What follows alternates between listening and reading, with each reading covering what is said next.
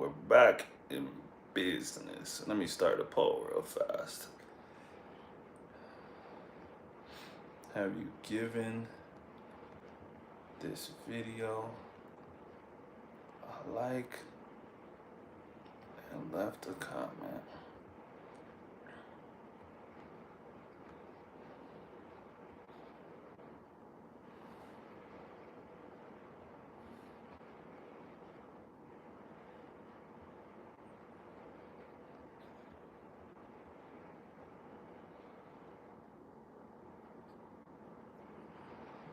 Mommy, I'm scared.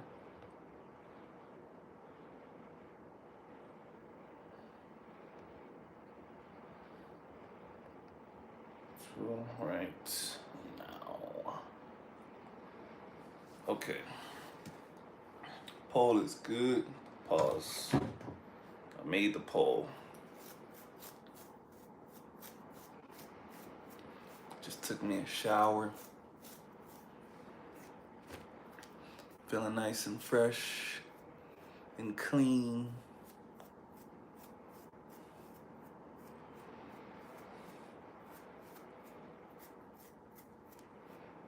Don't you think I'm so sexy? Just so fresh and clean. So,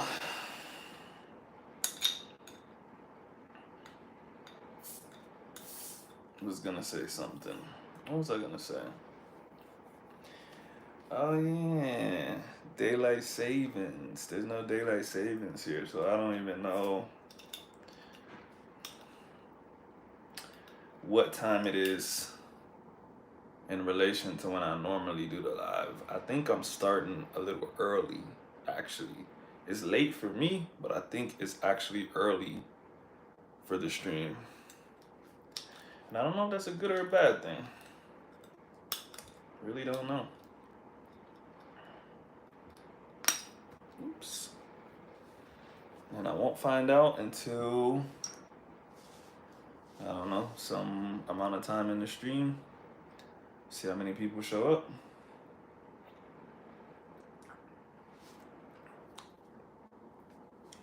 People don't show up until super late. And then I'll know that I started too early. Way too early.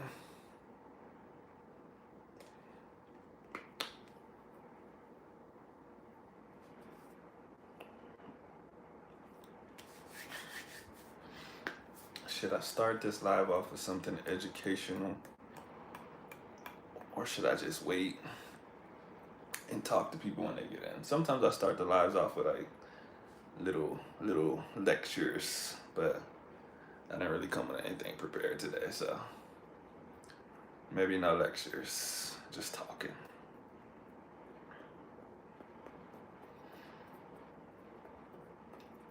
But since I'm already here, right when I started this live, or right before I started this live, I looked at my YouTube notifications. Somebody just commented, and they said something to the effect of they're X amount of months into their journey, into their Spanish learning journey, and they're scared to talk to people because they don't know X, Y, and Z conjugations.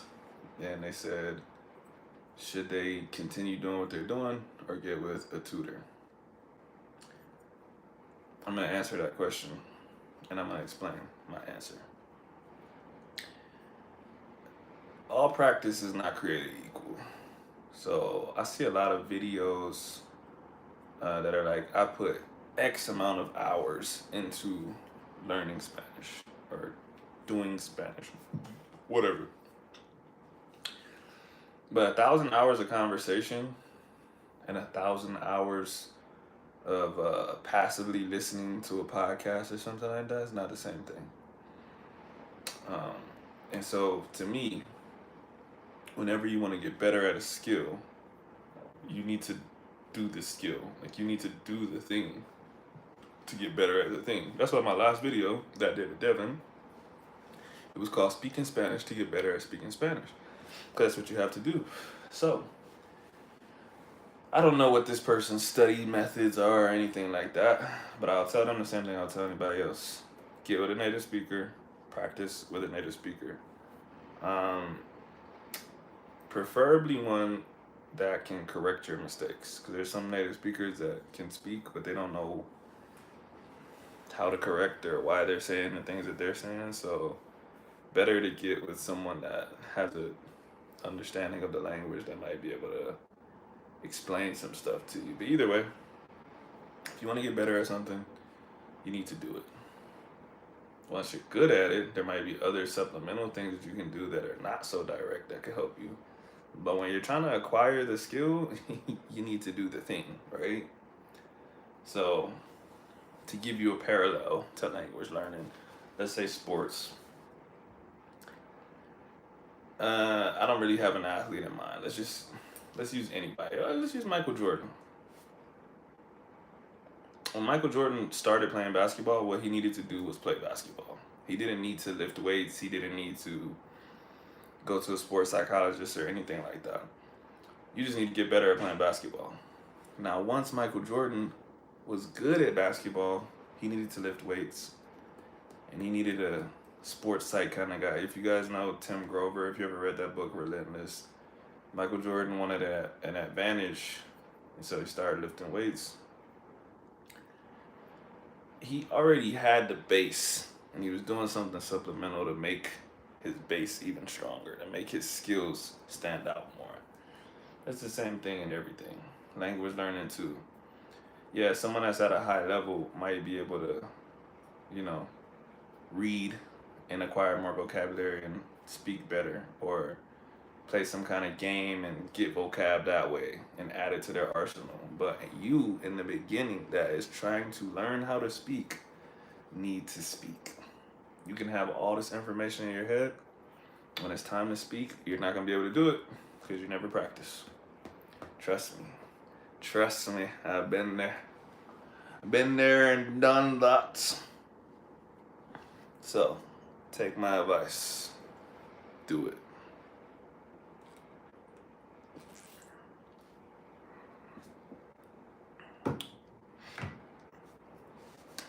I can't believe people come into my stream and don't vote on the poll. That's insane. Very, very insane. And I gotta wonder why you would do such a thing. Why would you do that?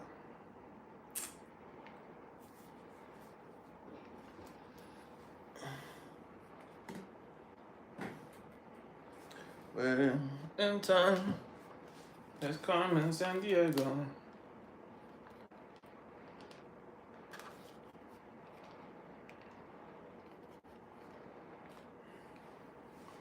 Ah, someone voted. They must have listened to me.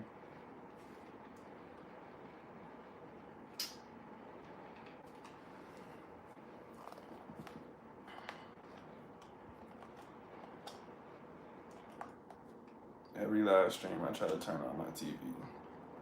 And every live stream, it doesn't work. Why do I have this TV? I don't know. What is the point of having a TV that doesn't work? Ah, okay, it turned on. Now the next thing is, will the cable work?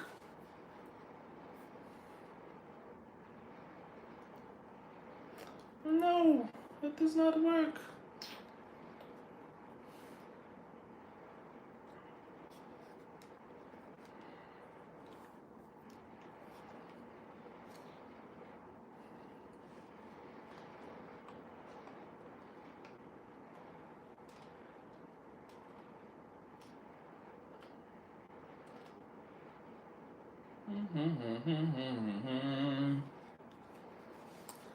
For the two people that are in this stream right now, what's your favorite song? What's the song that you could just sing all the words to? I wonder if I know the song.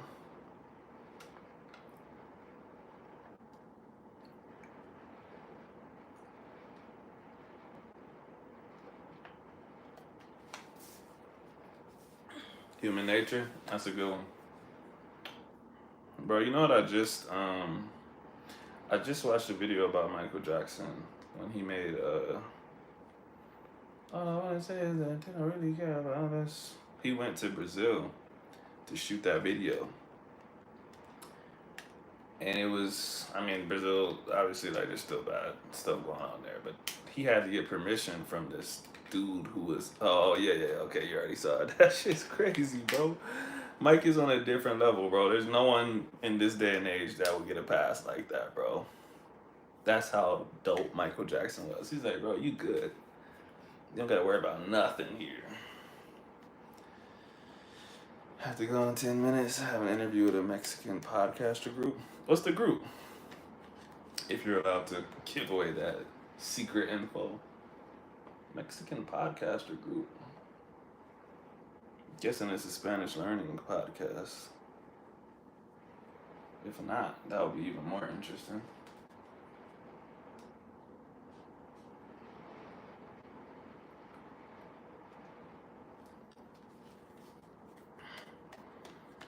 Cheleando con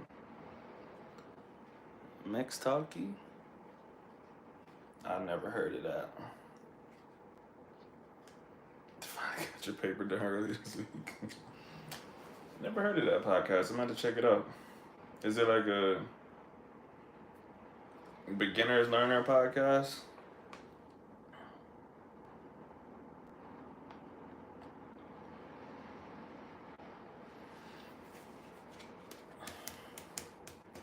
It's crazy because I used to know like a bunch of podcasts like that because I would actually use them. But since I don't now, I literally don't know any podcasts. Not those kind of podcasts anyway. Mex Talkie. I still don't know who that is. I've never even seen that name before. That's interesting. Is it a pretty big channel or is it up and coming? Or what? Super interesting. Bro, how often do people reach out to you to do podcasts? I imagine it's quite a bit. Okay, they make good videos. That's what's up.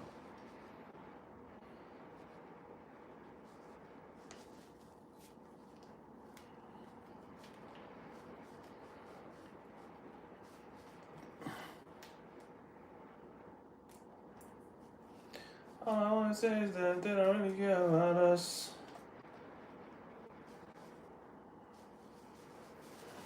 I don't check my email often, but usually 3 to 4 people, and I check once or twice a month. Oh damn, yeah, you getting hella offers, bro. Do you ever say no to any of them? Do you ever just be like, nah, that doesn't interest me actually? Do you say yes to everyone? If you don't say yes to everyone, how do you pick who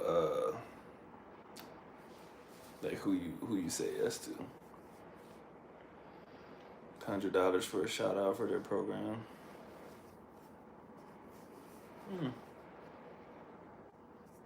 Others offer partnerships. I always say no.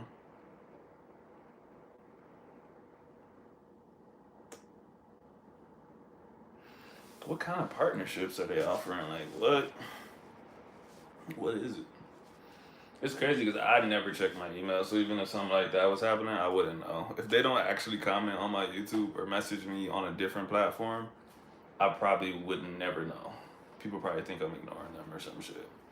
I think I saw one dude ever, and I just happened to be checking my email for something else. Like I needed an important email to come through, and I looked and I saw YouTube. I'm like, YouTube? But other than that, I'll never see it. I have an online Spanish school and I'd like for you to be a partner. Yeah, nah, fuck that. So I'm in the same position as you, but with fitness stuff. I get those kind of offers all the time, bro. I'm just like, nah, I'm good. Like, I just like posting my own stuff, and they're like, oh, but this, and this. I'm like, nah, bro, it's not what I'm trying to do, bro. Just literally just give advice, post my workouts, make programs for people, but I don't want to do like commission nothing, bro. Like shit doesn't benefit me. I feel like most of the time if somebody's coming to you with something, it really benefits them. Like nobody ever is just like, hey man, Just want to give you $1,000 for making good content, man. Just like, nah. I would like you to sell my stuff, please.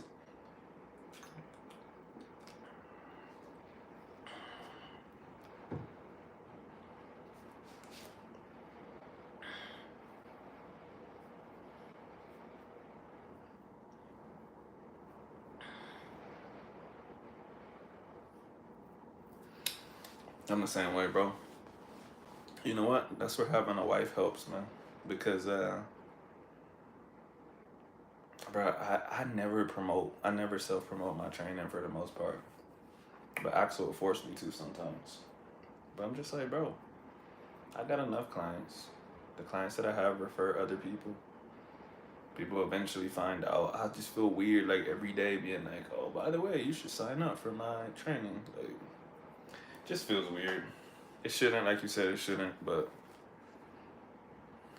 I'm just not a salesman.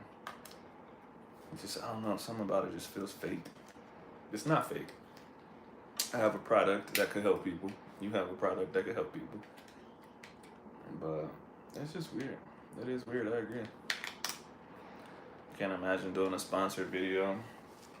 Well, to me, it's just like when it's sponsored, I just automatically am not fucking with it now because I don't trust you. Like, I'm not saying you're lying, but I can't trust your real opinion on it because it's sponsored. Like, the only thing I can say is, like, for me, if I've ever posted something on Instagram, like, there's been a handful of times where, like, I've posted a shirt or, like, some wrist wraps or something like that, and I'll be like, bro, y'all know me. Like, I don't be posting shit that I don't fuck with. So, like, I've never posted anything where I got something out of it. I just posted because I like it. Now, if the people want to send me something for posting it, they're like, oh man, thanks, bro. Let me send you a free shirt or something. I'll be like, cool. But you can't reach out to me and be like, hey, can you blah, blah, blah, and post my thing. Because I'm be like, no. Because if that shit sucks, I'm not posting it. I've told somebody that before too. I'm like, bro, you can send me something, but if I don't like it, I'm not going to post it. Yeah, nah, I'm on the same page as you, bro. Especially, yeah. I remember when I was watching people's Spanish stuff, and they'll be like, oh, which reminds me, this video is sponsored by italki. You should get on there and blah, blah. I'm like, I heard italki was cool, but now I don't know, bro. Something's weird about this, bro. I don't fuck with it now.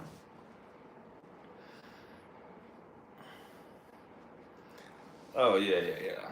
Bro, I literally cannot stand salesmen, bro. Like, even when I used to sign up to gyms and stuff, I'll be like, bro, I'm already here to sign up. You don't have to take me through this whole little spiel, bro. I don't want to hear your fake salesman shit. I don't want to hear that you're cutting me the best deal ever. Oh, let me get my boss on the line. I think I could bring that down a little bit. Just give me the number, dog. I'm gonna pay for it, bro. Like, stop trying to sell me on extra shit, bro. Like, damn. Exactly, bro. Just sell me the product. And I can respect that too. Like, if someone has a video or something, they're like, yo, I'm trying to sell this. This is what I do. All right. Thanks. All right, Mike. Check you next time, bro.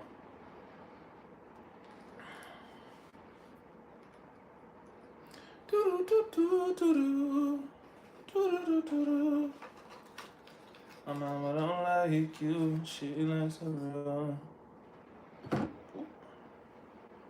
Oh, hamstrings.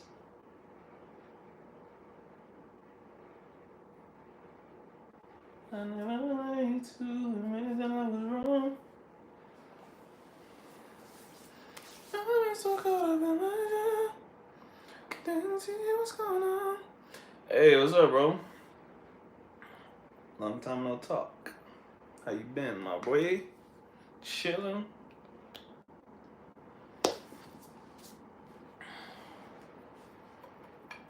Hey, where'd you tell me you were originally from again?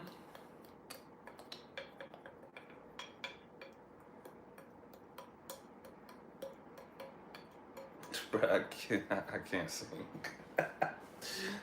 I thought you was gone, bro. But nah, I can't can't sing, dog. It just sounds like that coming through the phone.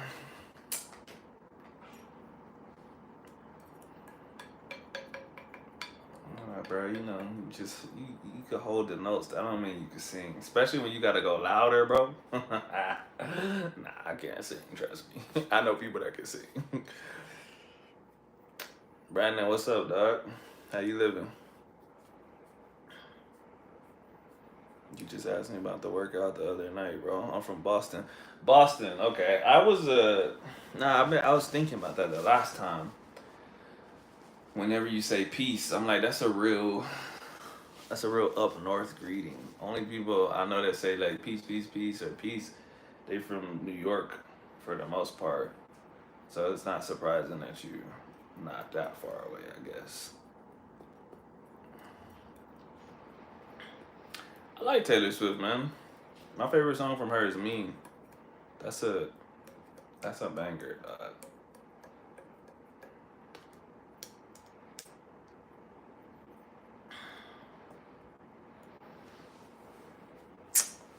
How's my recovery been? It's good, man. I'm like 35 days post op now, 36 days, something like that. Oh, you don't got either you don't have Instagram or I don't have you on Instagram, but I made a little video yesterday. I could sit on the bed now and like put my feet flat on the ground, so that's a pretty big improvement. Um, what else can I do? I can do like straight leg raises on my own with no assistance. I could bend my knees pretty far if I'm laying on my back. It's going well, man. It's going well. It's gonna be a long road to recovery, but I'll be alright. I'll be alright. How long does something like that take to recover? It depends on what you define as recovering, because in my head, there's I don't know, there's different steps of recovery. Um, but usually, if you're talking about like a return to play kind of thing, like if I was in the NBA or something, you wouldn't get to play again for 9 to 12 months. Now you can walk and get back in the gym before then, but you can't put yourself at risk before the 9 to 12 months, basically. You can start using your legs again after 12 weeks, so about 3 months. That's when you can like have a leg day. Like until 12 weeks, I won't be able to try to use my legs. Like in the sense of like, like stepping up on a box or something where you put all of that pressure on your quads because you don't want to risk it re-snapping. Because, like they drilled it into the bone. So it's healing right now. And tendons are pretty strong. So as long as I don't go crazy, I'm not gonna re-rupture it. But I can't risk going crazy before before it's time. And even when I come back, I still gotta be careful. But there's a couple of athletes, man. There's a handful of athletes that have done it. Usually not on both sides. Usually just on one. But Tony Parker, I don't know if y'all remember that. Tony Parker is like either the conference finals or the actual finals. Damn, I don't remember, but it was the playoffs, and he went up for a little floater, came down, and he was holding his knee. He actually snapped his quad tendon, but nobody knew. And I actually watched a lot of videos of him talking about his recovery and stuff, bro. And he just sounds like everybody else that did it, man. They're like, man, this is the the toughest thing I've ever experienced in my life. Like, you go from like a crazy athlete to literally not being able to do anything. Like, I can't. Well, now I can. But for a couple of weeks, I couldn't go to the bathroom by myself, dog. That shit is crazy, bro. Being a grown man and needing someone to like help you get on the toilet, bro. That shit is mad humbling, bro. Like, but even now, I mean, I can get to the bathroom by myself when I just shower. I needed my wife's help. I can't do that on my own. It's too slippery. It's too hard to, yeah. Like once I can get into the seat, but to get myself up out, like and not risk like slipping and breaking my fucking legs or some shit, I can't do it by myself. So It's tough, man. It's tough. I don't get like real down about it or nothing, but it is. It's a slow, long process. You know what I mean? Um, like I said, I watched a lot of videos of people that did it, and in the best case scenarios, bro, they're doing stuff at 12 to 16 weeks, so 3 to 4 months, they're back walking and all this other kind of shit. But I listen to them talk, and they're like, "Yeah, it's still scary going downstairs. It's hard to do this." And I'm like, "Damn, bro, 4 months after the surgery, and it's still hard to walk, bro. Like, fuck, bro. But what can I do, bro?" So I mean, on my last doctor's appointment on Friday, a couple of days ago, he told me he almost gave me the clear to get into the pool, but he was like, "Nah." He's like, "Matter of fact, just wait on that." He was like, "We're gonna have another appointment April 1st, and we'll talk about it then." Because he said by then I should be a lot more healed up, and I should be taking like little steps without my walker and shit. So I'll be able to like, quote unquote, defend myself in the pool. You know what I'm saying? I don't want to get like washed over by a wave, and I can't even like pick myself up or something. You know what I mean? So since mid 2017, bro. Yeah, you ain't been on there in a minute. Oh yeah, see, you ain't been on there in so long. I ain't even know we followed each other, bro. Cause that's 6 years, dog. That's crazy. Triple H snapped his quads. I didn't know that. I don't really watch wrestling, bro.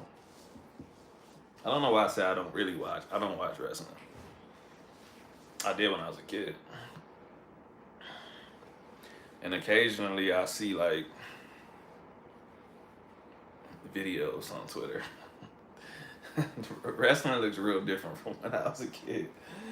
Yeah, they said what Shawn Michaels just been hiring like mad baddies or something, bro. Cause every time I'm like, this is wrestling, bro. Like, what is going on, bro? That shit's crazy. That shit was like the Explore tab on Instagram. But yeah, nah, I didn't know that. Somebody else just sent me a dude. He's not like in the NBA or nothing. He's like one of them like, I don't think he's on Team Flight Brothers, but he got mad hops like that to where they'll they would post him because he got crazy ups, bro. But anyways, he like jumped over 3 people, dunked it. When he came down, his shit tore. And he's at 4 months now, and he just dunked again for the first time after 4 months. So I was like, okay, like, I mean, he looks pretty young too. He looks like he's like 19 or something. I'm not 19, so I don't expect to be dunking in 4 months. But take my time and make my way back up. I think it's gonna be weird doing stuff again. Not like walking and stuff where I would expect it to not snap. It's gonna be hard to convince myself to like jump.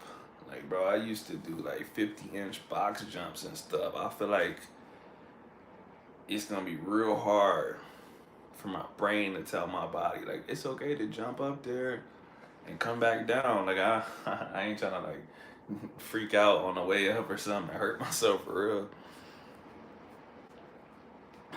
But that's why you take it step by step. You don't think about a 50-inch jump. First, you just like, all right, I'm gonna, I'm gonna do the 1-inch jump up on this thing, and slowly make your way up.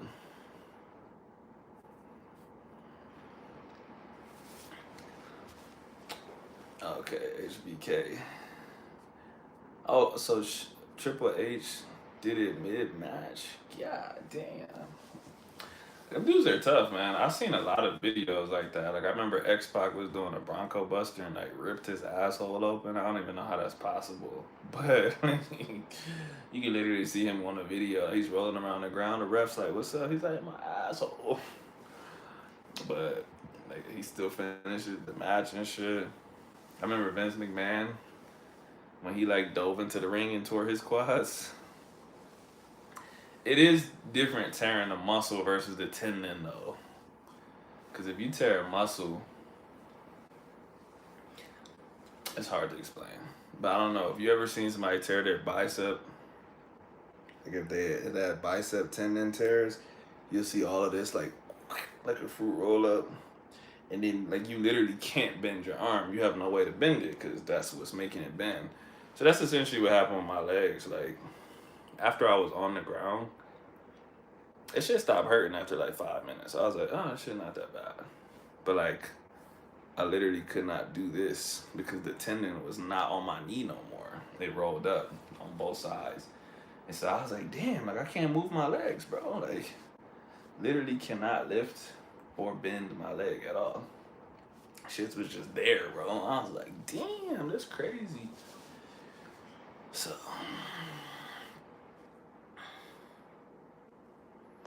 Vince Torres called at Royal Rumble, which actually wasn't supposed to be him coming into the ring. You know, it's funny. Shane did the same thing. He was like, I can't even remember what he was doing. He did like a jump or something. I think someone was running and he jumped over them or something like that. And when he landed, you could see his joints go. And he just like fell on the ground. But yeah, it's funny, man. I see like all of these videos and all of these articles and stuff now of people that tore their quads. And I'm like, yo, I swear I never seen anyone tear their quad tendon. And now that I've done it, bro, I just see that shit all the time. Man, everyone's like, this is such an uncommon injury. I'm like, it should be maybe more common than I thought it was. But you just don't care about stuff when it's not you, to be honest. You're like, damn, can't believe that happened to him. That shit wouldn't happen to me though. Like, you just don't think your quad tendons are gonna snap. Jumped over Miz. Okay, yeah, I just remember I saw the video and I was like, damn, they must got like some bad quad genetics or something, dog.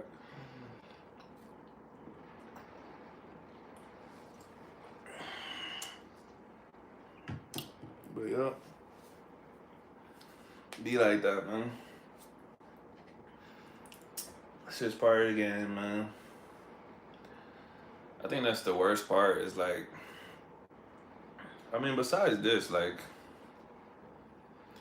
in like 15 to 20 years of like pretty grueling, a pretty grueling sports career, I never had any serious injuries. Cause I was like, I always listen to my body, so I would pull back. But it's just like with something like this, there is no pulling back. Like it just happens and it's over.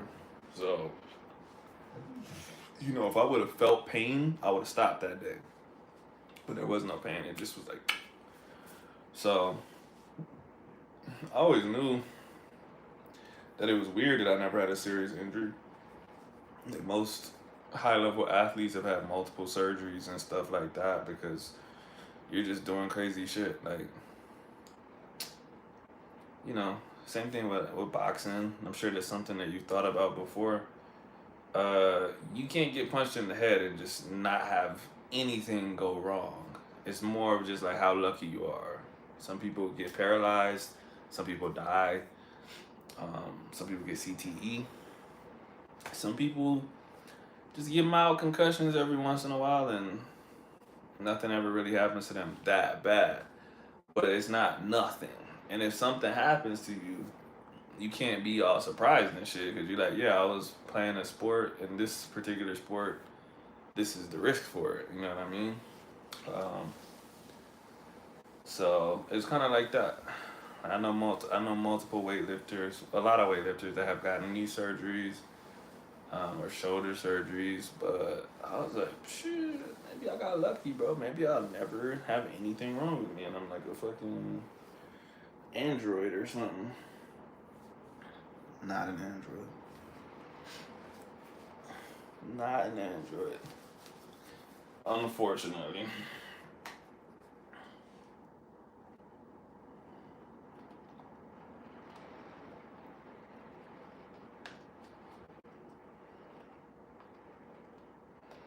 Did you reconfigure your strength and conditioning stuff?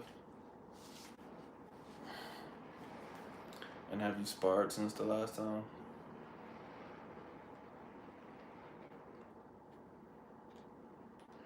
I think that's gonna be tough for me too, bro. Like the first time I spar again, I'm gonna be trash, bro. Cause there's literally no way that I'm gonna have any kind of good footwork, cause I can't.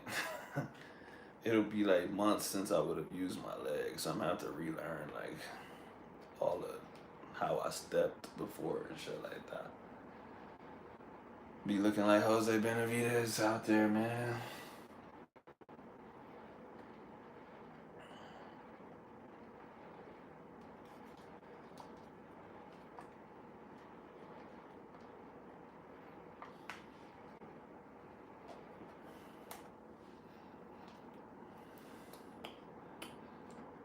Mama been laid off. Papa been laid off.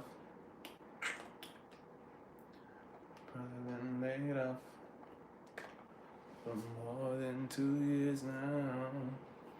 Ooh, I can't get a job.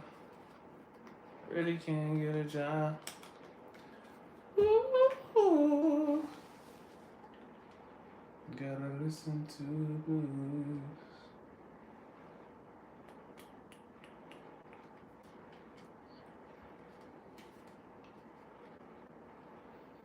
Don't have to stay home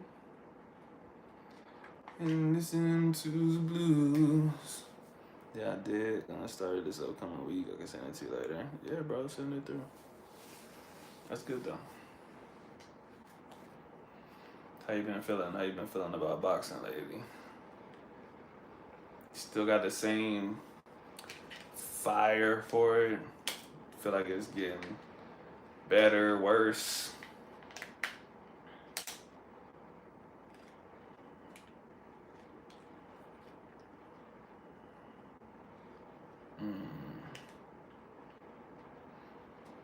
So back sparring this week. I love boxing, man. I always have, but like how long have you been how long have you been boxing for now? Trying to match myself up to your timeline so I could tell you like how I felt at that point.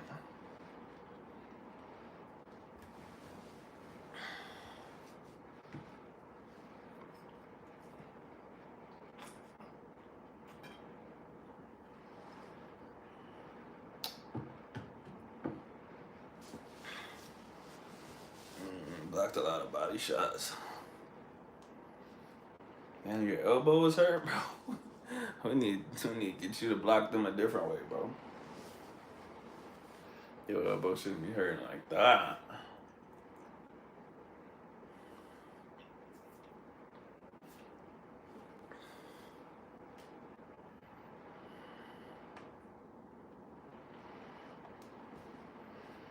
Ten fire, especially with sparring. I say while still job searching and frustration and having old equipment. That makes sense. That makes sense. Well, I'll wait for you to tell me how long it's been, and then I'll tell you. Oh, 8 months. Oh, okay. For some reason, I thought you've been doing it longer now, but I guess, yeah, it's only been, not even a year. Well, nah, I still was excited about boxing at 8 months, if I remember correctly. I guess there's no real time frame to put on it. It's more about events. I was definitely fighting in smokers by 8 months, but the thing is,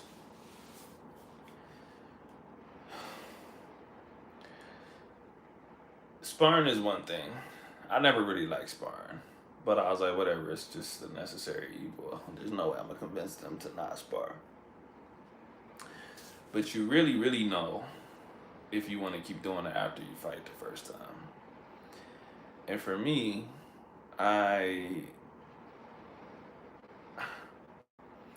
even when I would win, I just, bro, I only wanted to do it like because I was thinking of the possibility of like, oh, if I went pro and I did this, and this, I could make a lot of money.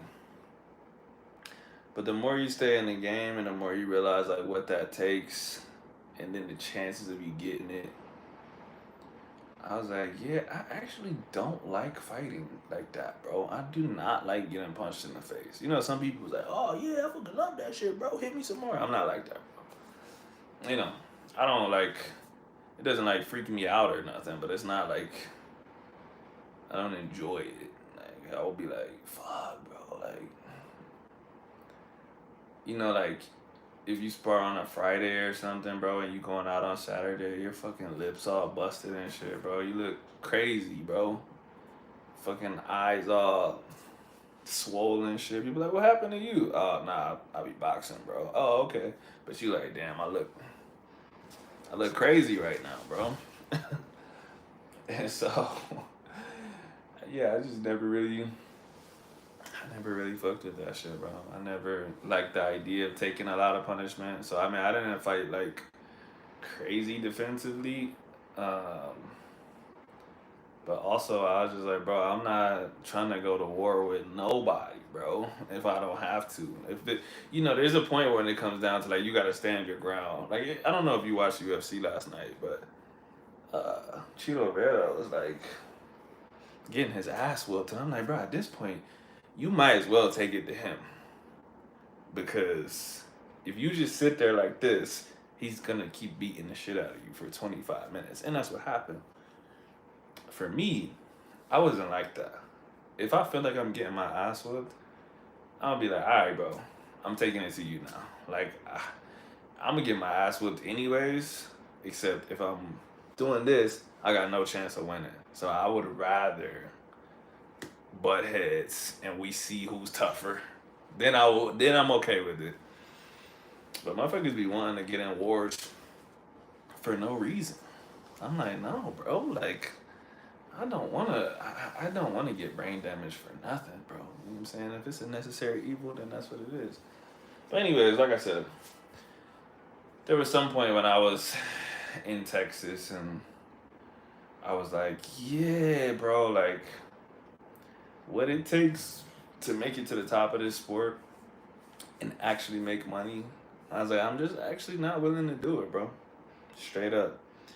And once I made that decision, I really just stepped away from it. I still, obviously, you know, I still train. I still love watching it. I love helping people. Sometimes, like when my brother would get ready for his pro fights, I'd go out to Texas, spar him. Don't know why I would do that out of shape, just get my ass whooped and sparring. But I do it every once in a while. I need that reminder. I get in there and spar, and I'm like, oh yeah. This is why I stepped away from this shit. Now I remember. Every once in a while, I need a reminder. But for the most part, I'm like, yeah, I'm good off of that.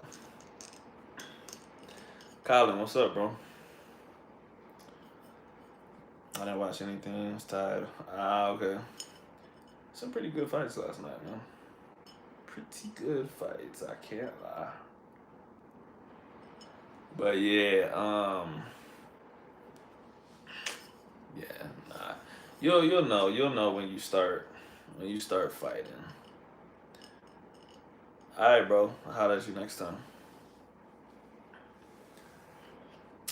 Colin, what's up, man? How's life? What's new?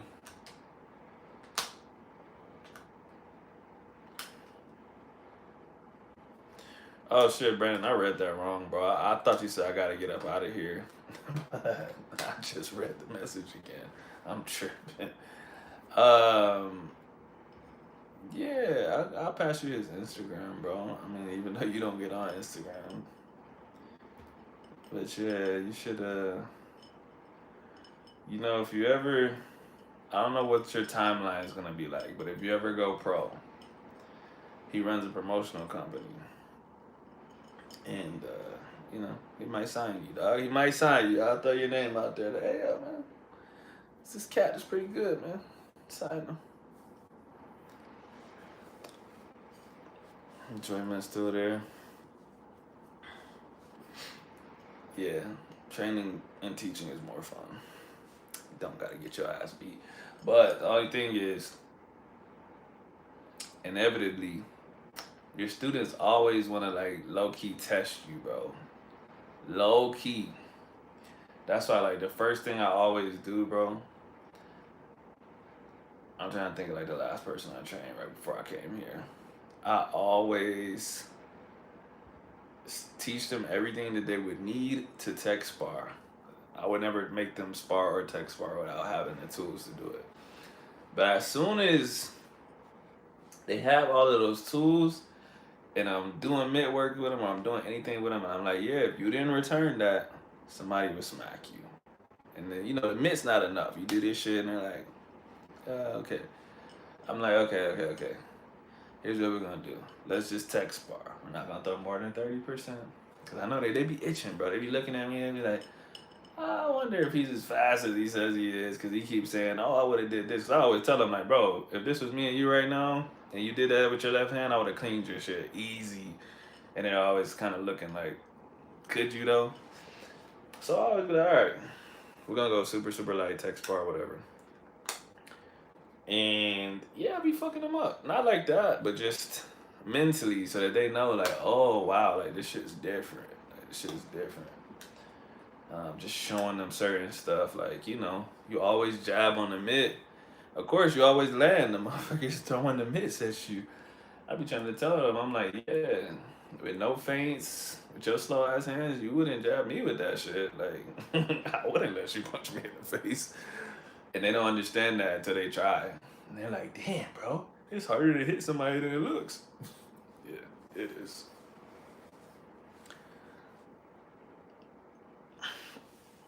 My guy said he's gonna compete in Masters, bro.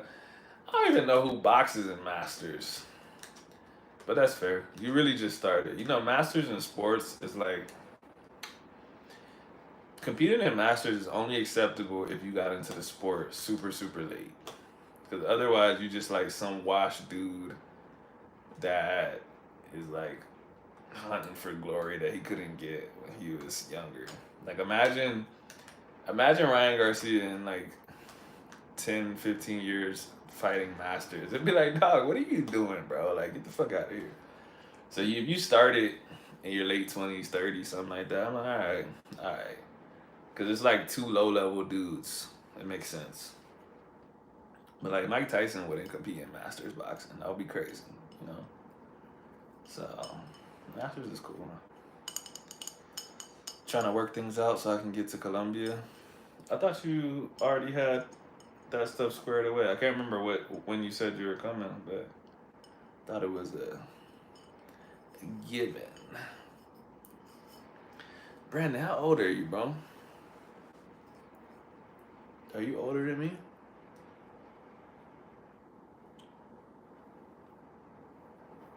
I think you are older than me. You gotta be older than me if you're talking about Masters.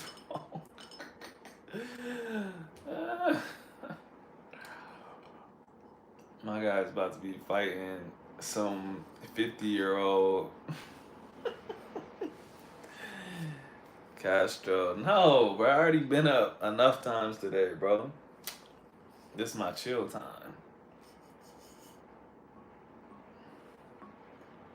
No, Colin, I was talking to Brandon. But yeah, I mean, 62 is Masters age too. You'll be in the Masters decision. Oh, 38. I didn't know you was 38, bro. Oh yeah, that is Masters. You're a Masters athlete, bro. Hey, this dude, Brandon, this dude Castro in the chat, he boxed. He a Masters athlete too. He old as fuck now.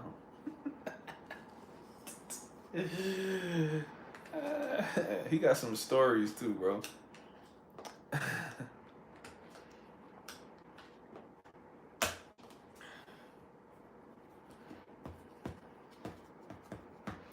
Colin will be 62 in May. I'll be 32 in April.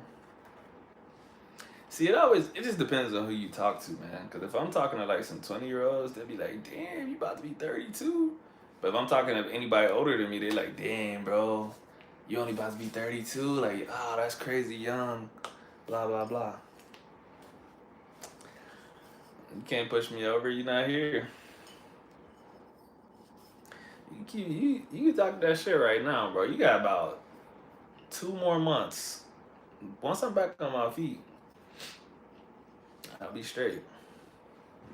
Your only chance to beat me is the next 2 months, bro.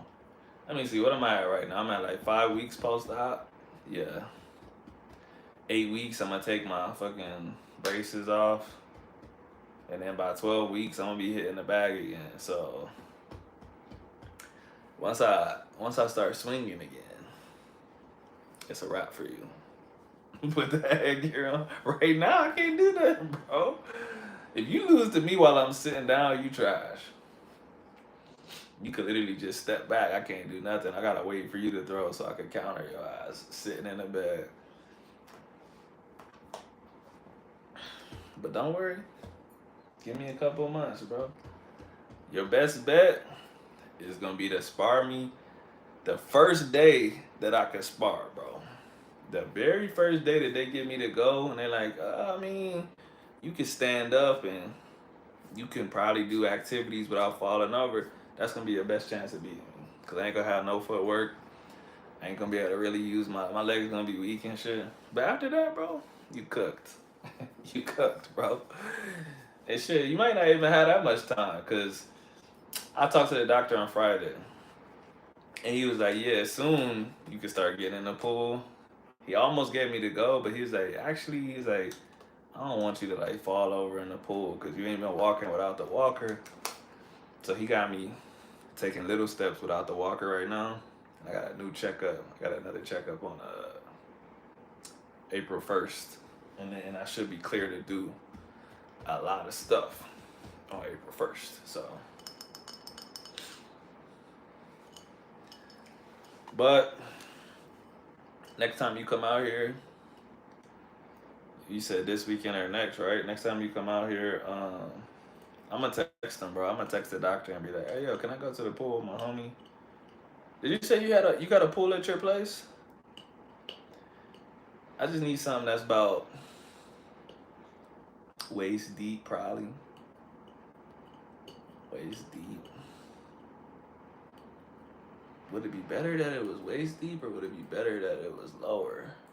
Yeah, no. I need it to be waist deep.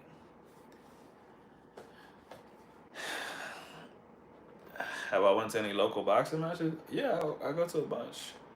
Not lately because I'm fucking handicapped. But before I got hurt last month, I would go like every time they would host the pro fights, which is like once a month. I would go to those. I don't really like watching amateurs fight, so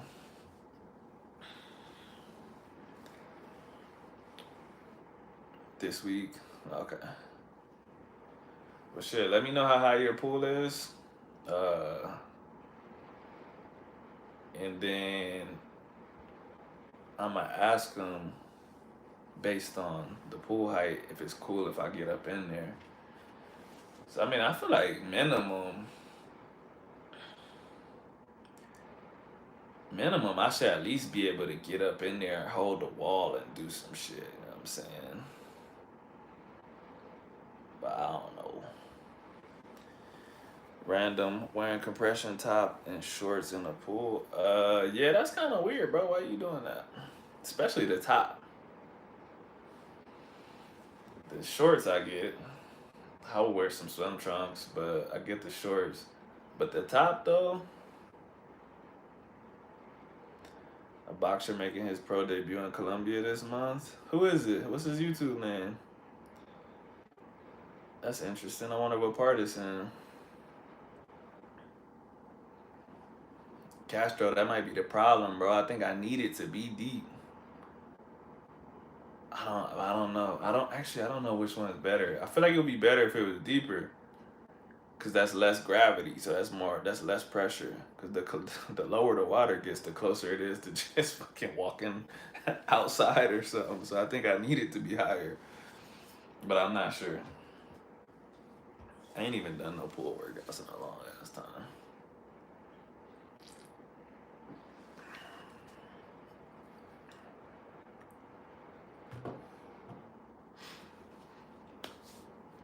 I'm interested in this boxer making his pro debut though, and if he's coming to do it here, he's clearly planning on winning. They be paying these motherfuckers to win, bro. Dudes be so fucking sorry. But they just want that check, man. Get a nice little check to act like they want to win and fall over after they get punched 2 times.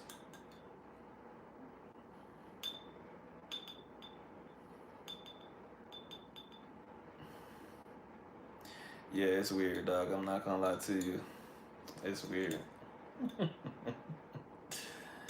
Oh, can't stop Dom, the ex NFL player. I wonder. I wonder what part. I bet you he's going to Medellin. That's where everybody goes. Bro, he's gonna get a crazy knockout out there, bro. Like it's gonna be the easiest fight of his life.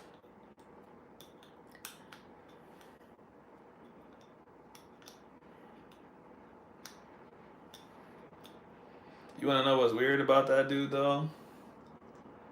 Not. I mean, it's not. He's not weird for it or nothing. But so I follow him. His shit popped up.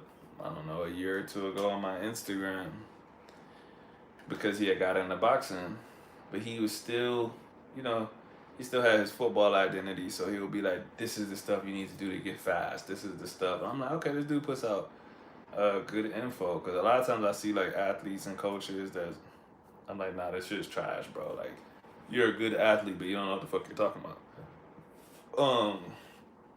But I'm like, okay, this dude knows what he's talking about. I watched him box. I'm like, it's pretty straight for somebody that just got into it. Fast forward like a year, bro, I see mad people posting his TikTok, but like,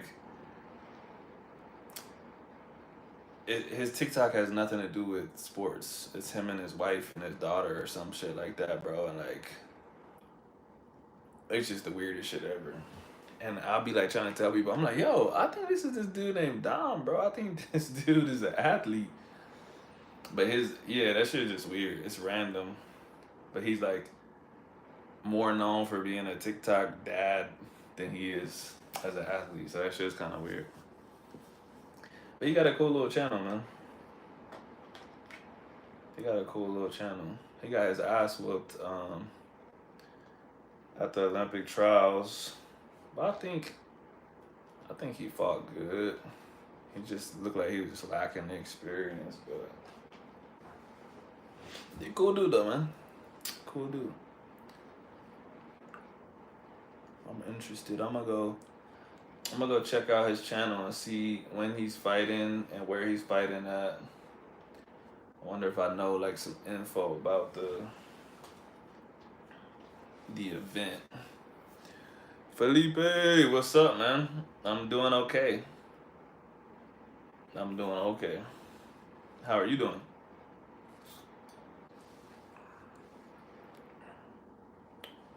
People love influencers. That's true.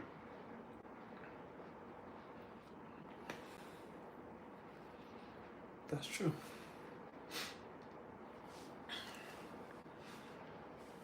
I don't think I could be an influencer, man. I just can't live that lifestyle, bro. Even with YouTube and Instagram and shit, bro. I be having to force myself to upload videos, like, especially like on Instagram right now. I keep telling myself, like, I need to update people on what happened because, um, everyone saw the injury and they keep messaging me like, "Hey, bro, how's it coming along? You blah blah blah, you good?" I'm like, oh, shit, I need to post a video that people know, like I'm going through rehab, I'm doing this and other, especially because like they funded my surgery, so I was like, yeah, I should keep them in the loop. You know what I'm saying? But it's hard, man. It's hard to. That shit just drains your energy, bro. Like trying to come up with an idea for a video. Like I can do this shit because it's literally just talking. But like that dude can't stop Dom. If you ever look at his videos, they're edited. They seem, they flow seamlessly. It's like I'm doing this. Okay, now we doing this. We doing this. Like that shit takes planning. You think that they're just doing it on the fly? They be having scripts, bro. They be like, all right, gonna record the weigh-in, gonna record the fight, gonna do the post-fight, all of this shit, bro. I don't have time for that. If somebody else did it for me and I just had to like walk around and talk, I'd probably be cool. But for me, probably not. I think he was supposed to take a bout in Rock Hill in April if the bout in Mexico fell through. Wait, is he fighting in Mexico or Colombia, bro? If he's fighting in Mexico, that makes a lot more sense.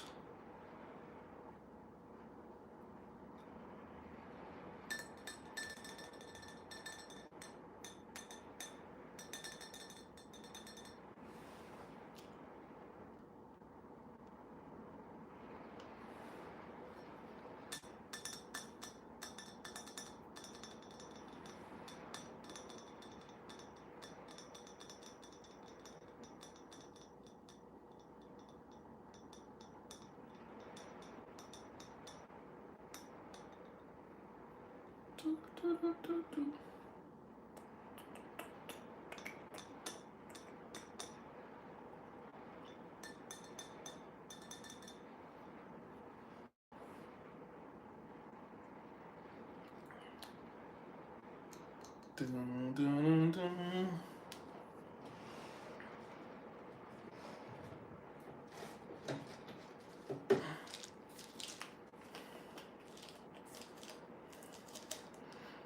Mexico makes more sense, bro. Because I seen him spar in Mexico, so he's got a little connect in Mexico. Mexico's closer. It ain't cheaper, but it's closer. Um, so I could definitely see that for sure. Have I ever explained to you how that kind of boxing works, bro? When somebody's on a track to be somebody, how they set that shit up, bro? It's not exactly fixed, so I don't want to call it fixed. When he said it, first thing I thought about was Janice needs to be coming over here to beat on cans. It's true. So I did tell you then. That's what happens, bro. And I can speak on it because I have seen it. I know for a fact. Um, but like I said, it's not fixed. It's just all right. Let me give you an example. Let's say you, Brandon, you are trying to make a name for yourself, right? I don't really care about boxing. Let's say I already lost 10 times. I only won 3 times. So what happens is the promoter, the people that's running the fight, they're going to reach out to me because they're going to be matchmaking and trying to get you somebody. They're going to say, hey, yo, would you be willing to fight Brandon? I look at you and say, okay, this dude's pretty fucking big. This dude's undefeated, or he's about to have his pro debut. I don't know what I'm getting into. Yeah, I'll do it. What are they gonna have to pay me? They're probably gonna pay me like roughly $100 for every fight that I have. It don't matter if it's a win or a loss. Uh, you getting paid on the experience. So if I got 3 wins, 10 losses, I probably get 1,300. 1,300. You also they gotta pay me to stay and they gotta pay me to travel. And that happens like that so that you can get the opponent that you want. That don't give you a guaranteed win over me. I could still close my eyes and swing for the fences and knock you out, but it puts you in a position to win. It makes you the A side, and it makes the other guy likely to lose. Um, and so that's what happens. And like I said, the less the person cares about winning, the closer it is to being a fixed fight. It's not fixed, but like I said, just got these guys that get punched one time and they roll on the ground. I'm like, bro, he was never gonna put up a fight. That's not your fault because you showed up to fight. You expected him to fight, but he was never gonna fight. And so a lot of those dudes, once they make it to the point where they aren't paying for their opponents, and they fight somebody that's really live and trying to win like that, it's they get fraud checked. You know what I mean? Giselle, what's up? But yeah, a lot of people just they don't know that, they don't understand it. There's very few boxers that you can pull up their first 10 or 15 fights and see anybody legit on there. Teofimo Lopez and anybody that's like a gold medalist or some shit that already has a reputation coming in. Those are like the only people you're gonna see with decent names anywhere in their first 10 fights. Frank Martin, dudes like that started late, bro. Go look at Frank Martin's first 10 fights. Shit, look at his fights until like the last three, bro. This dude was fighting like dudes that were like 0-13 and shit, bro. Like you're literally fighting for the experience because there ain't no way you gonna lose to somebody that lost 13 times in a row. Like they don't even think they gonna win the fight, bro. So, but yeah, man, that's just the game. That's how it works. A lot of dudes make fun of those dudes on both sides, but a lot of dudes make fun of dudes that are like 10-50 or something. And they're like, damn, why you keep fighting once a month just to lose? Bruh, like I said, you might be getting roughly $100 per fight, bro. So imagine you 1 in 20 and you getting 2 grand to fight somebody in a pro debut that's probably scared, probably ain't gonna knock you out. They might, but they probably ain't gonna knock you out. And if they do, it's a short bout. You ain't gonna get into no 12 round war or nothing. So you gonna make 2 grand or something. Put that in your kids' fucking uh, college fund. You know what I'm saying? You do that 10, 20 times a year, bro. Like, that's good extra bread. You know, you got a real job already. So it's not something I would want to do. I would never want to be a journeyman fighting random dudes on their pro debut that's like looking to take your head off. But um, that can be decent. That can be decent extra money. You know what I mean? How they fight jobbers and people like the Brooklyn Brawler. I have no idea who the Brooklyn Brawler is, but I can imagine. I can imagine. But yeah. That's how it is, man. You kind of find out about yourself in those fights, and like I said, like you, you're supposed to step it up every time. So if the first dude you fought was 0-12, the next dude, 0-6, 1-8, something like that, and you keep going up. 5, 6 fights in, you fighting somebody that has an even record. It's the first time you fighting someone that doesn't have more losses. You know what I mean? And it's a pretty big step to fight someone that has more wins than losses because they're expecting to win. Like they really coming to whoop your ass. Castro, I started as one and ended as one. Did you always think you was gonna do that though, or at one point in time was you thinking, I think I'm gonna whoop their ass and be somebody? Giselle, why you put question marks? What are you questioning?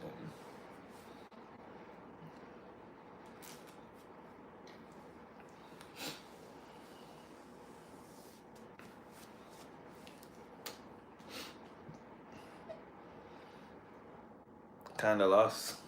Well, it's because we're talking about boxing and you don't know about boxing. But we don't have to talk about boxing. We can talk about something else. Or you could talk about something else, and I'll talk to Brandon and Castro about boxing. I thought I had it, but I know. Oh, but now I know it was all a dream. Hey man, it's really like that though. But that's what I was telling Brandon and Skunky Bowman. I was telling them like, you really ain't gonna know nothing about yourself until you start fighting. Like you really gotta fight, and then you be like, okay, I see what's going on here. Like this shit is not easy, bro. But even a lot of stuff, man, a lot of stuff is, it comes down to matchmaking still, because I think a lot of people are talented, and they never even make it to a point where they could fight somebody somebody else with talent. Like you get your ass whipped early by a vet that don't got as much potential as you, but he already got experience, and you shouldn't have been up in there. I done seen a couple of young cats recently take those fights way too early. Everybody talks shit about people that uh like stat pad and shit. But I'm like, bro, if this your second fight, your third fight, you shouldn't be fighting somebody that's fucking 20-5. Like, yeah, they trash compared to title holders, but 20-5 is not trash compared to you. And that's way better than your 2 or 3 fights. You go get your ass whooped. Just waiting for my dad. Wait, you driving back to Cali or what?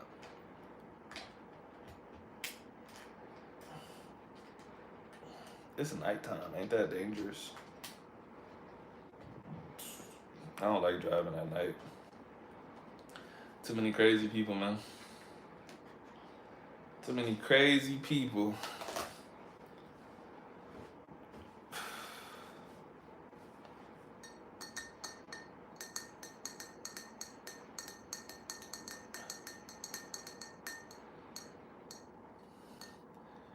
Two days in Hell City. What's Hell City? Hold on real fast. I gotta check a text. 40 degrees. Listen, this is an American chat. We need we need the temperature in Fahrenheit. Let me see. Oh, 40B. What is that, like 90, 96? I'm just making that up. I have no idea.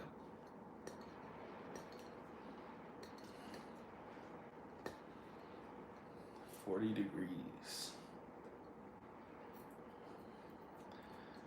I think that shit's so crazy that like y'all really use Celsius and centimeters for your height and shit. Every time somebody asks me how tall I am here, I'm like, bro, I don't fucking know, bro. Like, I still don't know after. Ooh, 98. I was close. I was really close. I've looked up my height on Google at least 20 times since I moved here. Every time somebody asks me, I'm like, ooh, hold on a second, I don't know. And I always forget. I don't know why in America we use feet and inches, but like, this is what it is. That's just what it is. It says midget. Basically. I mean, the good thing is Colombians are short. So they don't be thinking I'm short. They're like, oh, whatever. They're like, oh, it's decent. Castro, how tall are you? Yeah, Giselle, you're actually a midget. I'm an American midget. I'm not a real midget.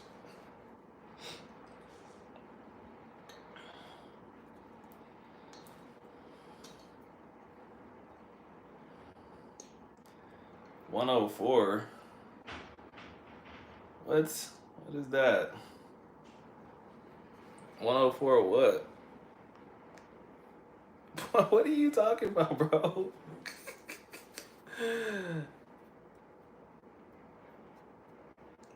Castro over there drunk, bro. You 6'3"? I feel like you wasn't that tall when you stood next to me. You lying, bro. You probably 6 feet even. Nah, you are not 6'3", bro. Stop the cap. But that's why you can't trust men on the internet. They be saying all kind of shit. Basically, whenever a man says their height, I just be subtracting like 3-4 inches off top. You know what I'm saying? Anytime a motherfucker say they 5'10" or 5'11", I just be like, okay, so you like 5'8", 5'9", maybe. You're not 6'3", bro. I'll be willing to bet you $10. $10, bro. But I gotta measure that shit myself, bro, because you gonna fucking cheat. But you're not 6'3". You might be 6'1". He might be 6'1". Maybe. You talking about in shoes or barefoot? You ain't 6'3" barefoot, bro. This guy. I'm about to make me an easy $10. You got 6'3". Bro, my pop's like 6'4". He's definitely way taller than you, bro. So you're probably not. Are you 5'1"? Are you sure you're 5'1"? Or are you shorter than that? It was me texting my plan. Feel free to check whenever. Alright, I got you. 6'2.5" barefoot. Yeah. I gotta see it to believe it, bro. I gotta see it to believe it, bro. Just did it 1 month ago. Did you do it by yourself or did the doctor do it? Doctor was trying to gas you up, bro. He lied to your face, bro.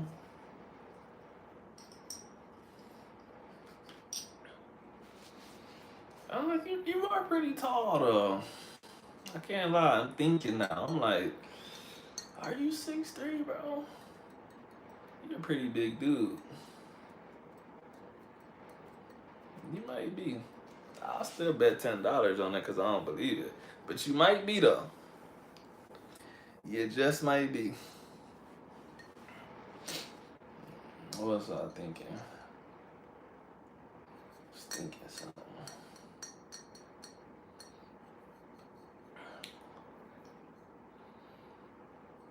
Look on Box Trek. What's your name on Box Trek? Bro, what the fuck is your real name, by the way? I be calling you Montreal. People be calling you Castro. What's your name, bro? You got too many identities, bro. You're in witness protection. Bro, did you see that video on my Instagram story where that dude was snitching? That shit is so funny to me. Alright, give me 30 seconds. I'm about to go look it up right now. Bruh, that shit say 6'4". That's how I know it's cap. You got shorter?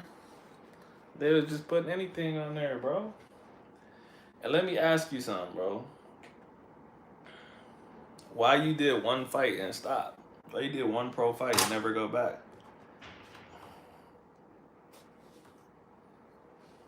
That's what Box Rec says anyway.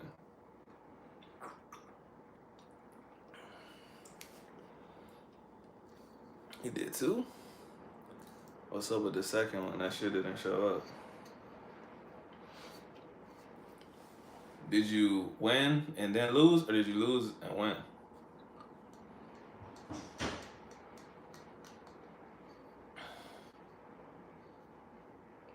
What? This is an important question, bro.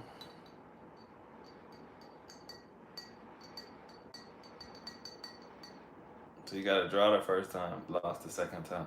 Bro, you never wanted to get you a win, bro. You never was like, damn, I got to go do another one and get a dub, bro. Bro, get you a fight in Colombia, bro. You'll end that shit quick, bro. Get you a dub so you can say you retired on a win. It's like, yeah, I just didn't feel like fighting no more. I just got my dub, left it. Hold on, let me look again. Let me see.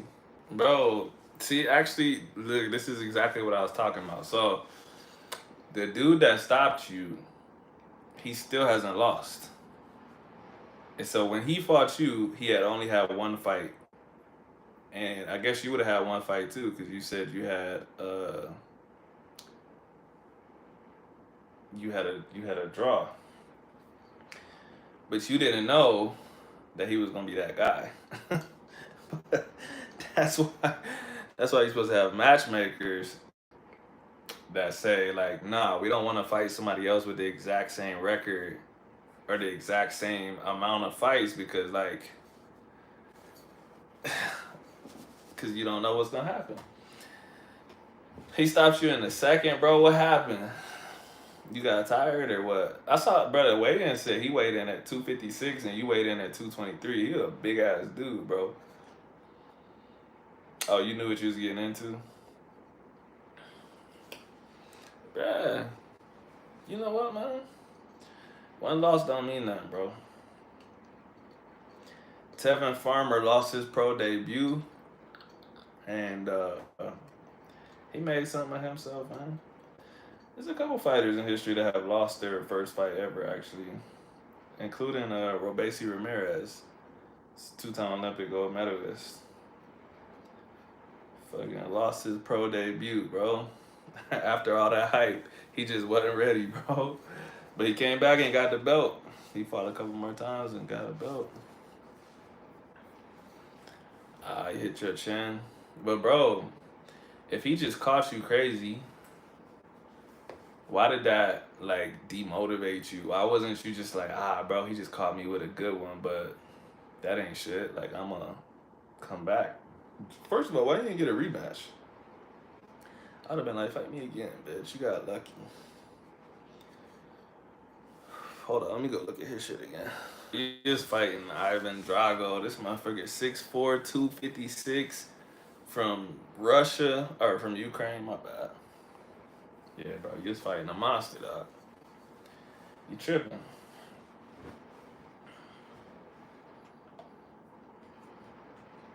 That's crazy.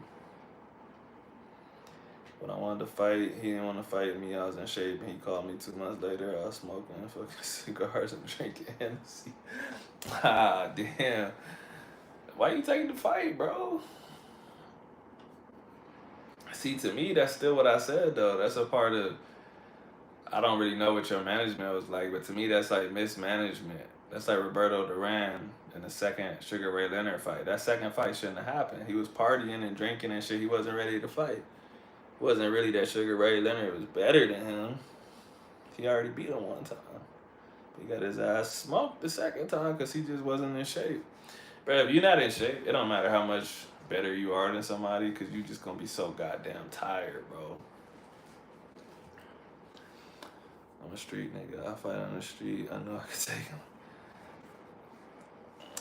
I feel you. I wouldn't have took that shit. I'd have been like, let me get in shape. I'm going to fuck you up. But that's what's up, though.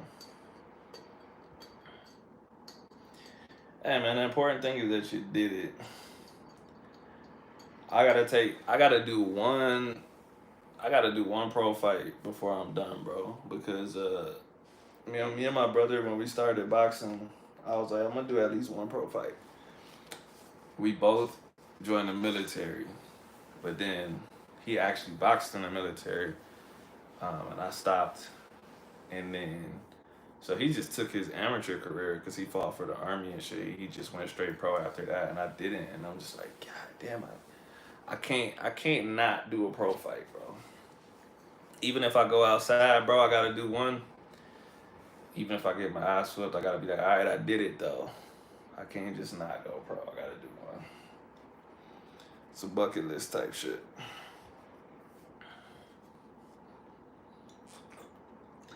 But I ain't fighting no 6'4" Ukrainian dude. I tell you that right now.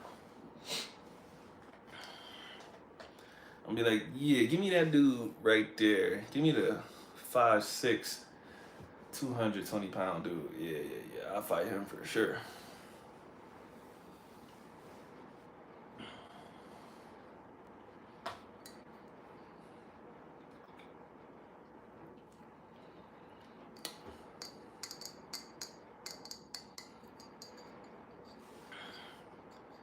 $10:05. I feel like my time is off now. 10:05. What time is it where y'all are at? Cause y'all actually got daylight saving, so y'all shit should have changed.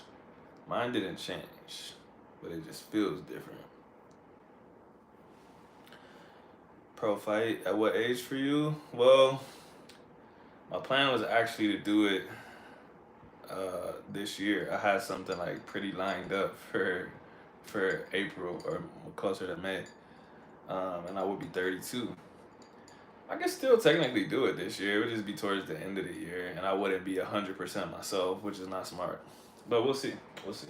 Either way, I'll be 32, 33, one of them. 11:05 p.m. Where do you live at? 11:05. Brandon, I know it's 11:05 for you. So I was on the same time zone as Eastern Standard because of the last daylight savings, but this just put me back. So now I'm on Central Time.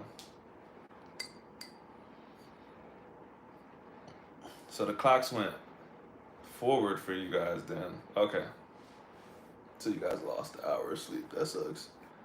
NYC. That's cool, man. You like NYC?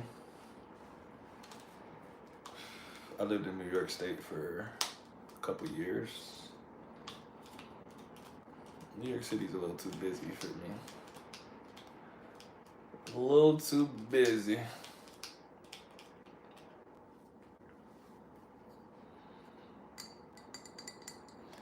But one thing about New York, before I moved there, I didn't notice. New York is a very green state. I didn't know that. All I knew was New York City, so in my head, I just thought the entire city was just straight up buildings, like skyscrapers. I first got out there, I'm like, damn, bro, it's like a national park. Like everywhere is just green besides New York City. Had him the first round. I came out the second round. He clipped my chin, my knees well. I tried to grab him. He moved out the way, hit the ropes. Oh, the ref called the fight. So you didn't get put out cold or nothing. That's good. Bro, we should call him up, ask for the rematch, bro. I'll train you. I'll be like, hey, bitch, remember my guy from 2016? He want to fight again. JT, what's up? I hope you're doing well. I'm doing good, man. I'm chilling. Just hanging out, live streaming. What's going on, man? How's your journey? You learned some more stuff this week? Gogan says, it's home, but it's changed. How has it changed? Gentrification? Crime? Different kinds of immigration? I don't know. I'm just throwing things out there. I'm making stuff up. But I know some people that live in New York, and they have told me things. Different things.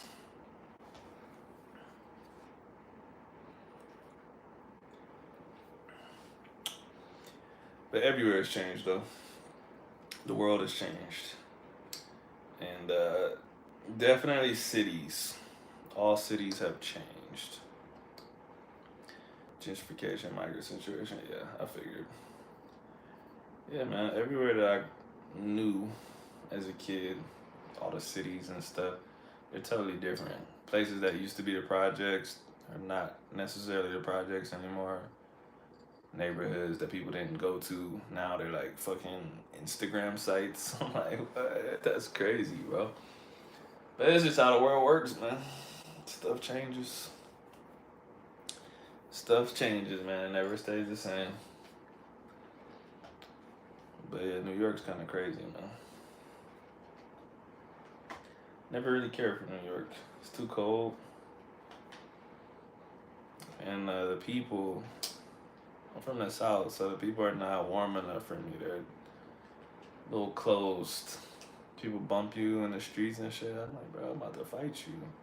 That's crazy. I remember the first time someone's shoulder bumped mine in New York City. I was like, what the? But they didn't even look back. I thought they were like trying to rile me up. I think I got shoulder checked by somebody else while I was looking at that dude. But this shit meant nothing to them. But if you would have to go out of your way to do that to somebody in the South, like, cause it's not the same kind of situation. So I couldn't believe that shit. Are people staring? Maybe you wouldn't consider it staring, but to me it's staring. I'm like, what the, bro? This dude's literally looking me in my eyes right now. This is crazy. Not as bad as Germany. When I lived in Germany, there's something called a German stare. If you don't believe it, look it up. Just type in the German stare in Google. Don't know why this exists. Don't know what happened culturally for them to be like this, but you know, like, if you're in public, sitting across from someone or whatever, you want to look at someone. If you're this person, I might be like, I look at you, kind of look away.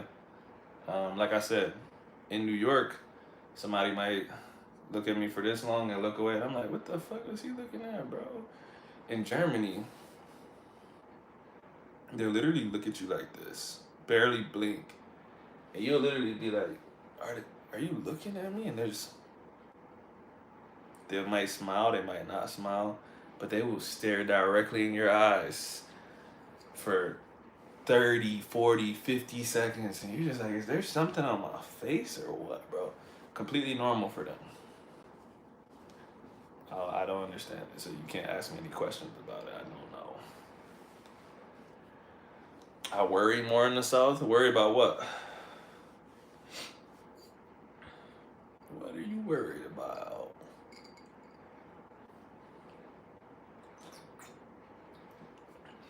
One second, I gotta check something. Okay. Guns, probably. Okay, that's probably. Okay, that's fair. Hey, New York has guns too. You guys are definitely more strict about gun control. There's definitely more guns in the South for sure. But I've been seeing a lot of I've been seeing a lot of gun crime in New York lately. Marta Vasquez, name a car for an edit. Ooh, you got me with this last time. I gave you the only car I knew. Okay, let's say does that have to be really specific? I'm just gonna say a Lamborghini. I don't know like types. Like I don't know anything about cars. Spanish learning. What's good, bro? Love your Spanish content. Salute. Appreciate that. If you have any ideas, I'll make another video. I never have ideas for videos. That's why I don't make videos. But whenever I think of something, I say, okay, I'll make another video. And I'm always looking for people too. People that are learning. If you know someone that's learning and they want to make a podcast, I like talking to people and hearing their stories about what helps them learn and blah blah blah because it motivates other people to learn. So you probably see me. I do a lot of podcast interviews with people in Spanish. I know the vibes in NYC with the South. I don't know the vibes except if it slapped me in the face. I mean, yeah, that's how I felt about New York when I was there. I'm just like I can't tell if I'm in trouble or not because it's just a different culture. But that's normal. You get used to it. I think probably the best thing about the South in that sense is that you kind of got to go out of your way to get into one of those situations. You got to be stepping on someone's lawn or something like that. The problem is somebody will shoot you for stepping on their property. That's the bad part. But that's usually how stuff like that happens. Like for me, people that are not from the South, they don't understand when I'm like, please don't pull into someone's driveway to turn your car around. That's crazy. And they're like, no, I'm just turning around because we're going the wrong way. I'm like, bro, I don't like. You pull into someone's driveway in Texas, bro, they might shoot. Very possibly. It's very possible. So I would never pull into someone's driveway to turn my car around. I would make the turn in the street or just go do it at the end of the street, but I would never pull into someone's driveway to make the turn. So yeah, a little different for sure. I'll be tapping in with you soon. I just started learning recently. Okay, yeah, let me know. How long have you been learning and what do you find difficult right now? Also, what do you find cool? I cannot go on my own property in Texas. It's not that bad, man. But like you said, I guess things feel more scary when you don't know the vibes. But that's what people say about places like here too. Like, oh, it's so scary because this, and this could happen. But like I said, you stay here long enough, you're just like, okay, yeah, don't fucking wander around at nighttime by yourself. Don't hold your phone out at nighttime, like looking like an easy target. But I feel like general safety rules are pretty much the same everywhere. Obviously, Latin America is more cautious about cell phones. People will definitely tell you put your phone away more here than they ever would in the United States. Um, but outside of that, I'm telling you a fact. What do you mean? What does that mean? Are you saying you had property in Texas and you couldn't go on to it? Because that's weird. What does that mean?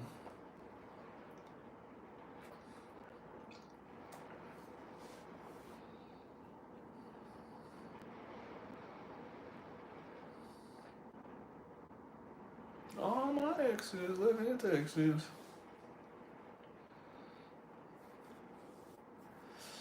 Actually, I've been around Spanish for a couple years now, about 3.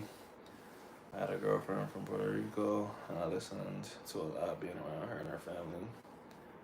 But just recently, I started intentionally learning. That's what's up. What I hate asking people to like grade their Spanish, but I guess I just want to know like, oh well, you just kind of answered it. I understand a lot, but my speaking is minimum. Okay, that makes sense. And what are you gonna do to combat that problem of not being able to speak so much? What's your plan? What's your approach? I was talking to someone about this at the beginning of this video. Or was I talking to myself? I can't remember. But I was literally just talking about people that can understand a lot but can't speak a lot. Oh, and Dre. I don't know if you know Dre, but Dre was over here last night and we talked about people approaching speaking Spanish the wrong way. People want to do everything except speak, basically. And then they wonder why their speaking doesn't get better. Like, you have to speak. It's a skill, man. It's a skill, and it's a tough skill.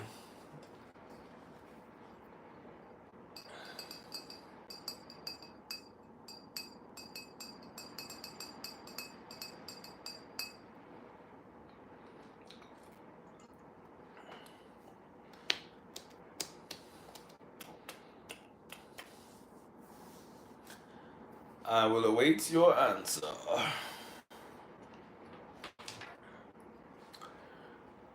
Honestly, just been consuming a lot of content, videos, podcasts, music in Spanish.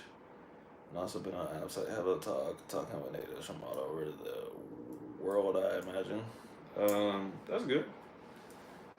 Like I said, get your speaking in, man. That's the most important thing. Some other things that you can do if you don't have like someone that you can talk to on Hello Talk, or you can't plan like a lesson with a tutor at the moment. If you have a book or a transcript to something, read it out loud, bro. That's gonna be the best thing, um, because it's kind of like working out. Like there's a mind to muscle connection when you're talking about speaking. The way it sounds in your head and the way it's gonna come out is totally different. So everyone speaks perfect Spanish in their head. Everyone knows how to pronounce everything, and then when they try, it doesn't come out the right way. It's like little kids. Like lots of little kids, they can't say three. That's a pretty tough thing to say, actually, three. Especially if you've not, like I said, if you haven't developed that for little kids or someone that's learning another language. Like I teach English to Spanish speakers sometimes, and in our classes a lot, they have a real hard time saying like thirsty and Thursday and stuff like that. They say thirsty, and it's real hard for them to get that th sound. But that's normal. You have to literally keep doing it, keep doing it. You get it right one time on accident, and then you're like, oh shit, I did it. And you keep getting better and better at consistently doing it. It's the same thing with Spanish. People that can't roll their R's, people that can't do the short vowel sounds. Um, it's literally just a matter of practice. But practicing in your head is not the same thing as practicing out loud. So if you're not speaking to people, like I said, get a book, read it out loud, and you'll see how much you stumble over the words. Like, damn, I know these words. I've said them before, but trying to string them together without stumbling and stuff is actually a lot harder than most people think. So that's one thing I hope you. And then the other thing I would say is kind of narrating your day. That was the biggest thing that made me realize that I couldn't really speak Spanish. when I started learning from my guy, when I started intentionally taking it seriously, he just asked me like what I did that day, and I started talking, and he's like, "Oh, but you're saying it in the present tense. Tell me in the past tense." And I'm like, "Hmm." I'm like, "Damn, I don't really know how to say I brushed my teeth and I got out of bed." Like I always say it in like the present tense, like a fucking 2-year-old kid or something. Um, so little stuff like that. Just narrate your day, read stuff out loud. What else? I mean, that's pretty much it. Like I said, having conversation is the best thing because you don't really get time to think. Everything that you can do on your own, like I said, you can narrate your day, but you get all the time in the world to think about it. You can read a book, but you can kind of look at it and think before you say it. But in a conversation in Spanish, you don't get any of that time. Like, and you can take your time, but it's kind of awkward when someone asks you a question and you're like, Joe, and like you take fucking 30 seconds to respond. Mike Ben, we're back. What's up, bro? You still say tree? Well, you get a pass because you're from uh, Trinidad and Tobago or Trinidad. I don't know if you're supposed to say both every time.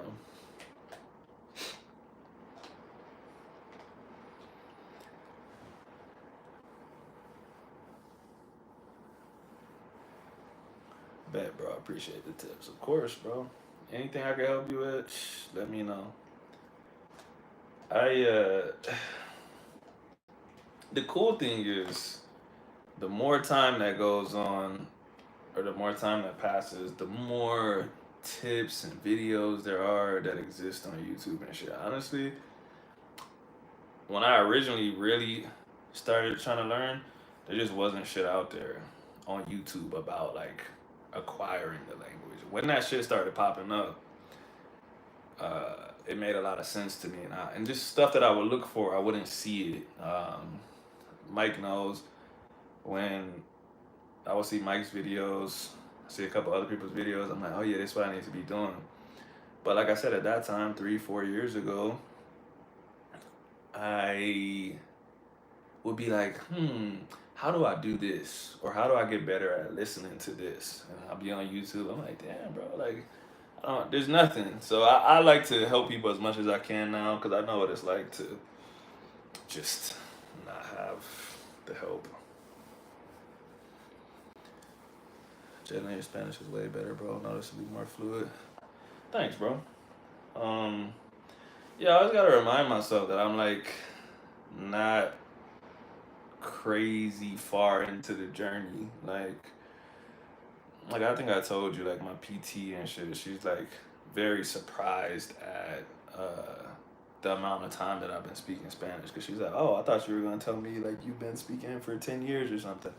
But I always gotta remind myself that like really, I didn't start trying to have conversations or trying to like take it seriously until the end of 2020 really. So like that was like August or September of 2020 by the time I really linked up with Will. I had already like at the beginning of the pandemic I had started on like all these language apps and stuff. I'm like, you know what, I got nothing but time.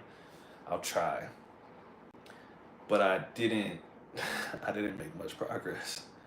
But then when I got with Will, like I said, that was the end of 2020. Um, and so yeah, by the time I get to the end of this year, I would actually be at like 4 years.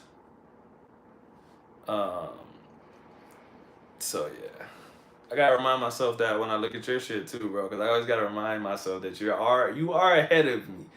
Sometimes I be forgetting, bro. I'll be like, yeah, man, we started at the same time, but you actually like, I think you almost got a year on me, maybe like 6 to 8 months or something like that. But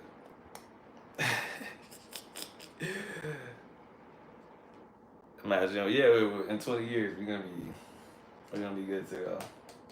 Like the shorty you had on your page, bro. Her Spanish is so crazy. I was showing Dre that shit yesterday, bro. I'm like, damn, bro, listen to this shit. She really sounds Colombian. It's crazy. You ever had about like a year? I thought so. I can't remember now. it was more significant in the beginning because I'll be like, oh, okay, like I'm at 6 months. He's almost at like closer to 2 years or something. But at this point, it's like whatever. We both speak Spanish. Like, and I told you that before. Like I only compare myself to people in a positive way. I never do it to like down myself or be like, oh, you should be further along. I mainly just be like, okay, like, yeah, he did this in 4 years. Like that means it's achievable for me. It's manageable. Blah blah blah. So, oh God, I've been sitting in the same spot for too long.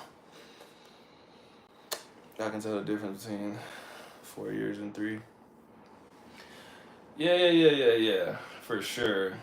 Even I mean, I guess like that's a part of improving. You can always look back and be like, oh, I wasn't as good then. Because every step of the way, I look back at my own stuff, and I'm like, I thought I was speaking a lot better at the year mark than I really was. I thought I was speaking a lot better at the 2 year mark than I really was. Like you keep going forward, and you're like, oh damn, like that was a rookie mistake I was making, stuff like that. So.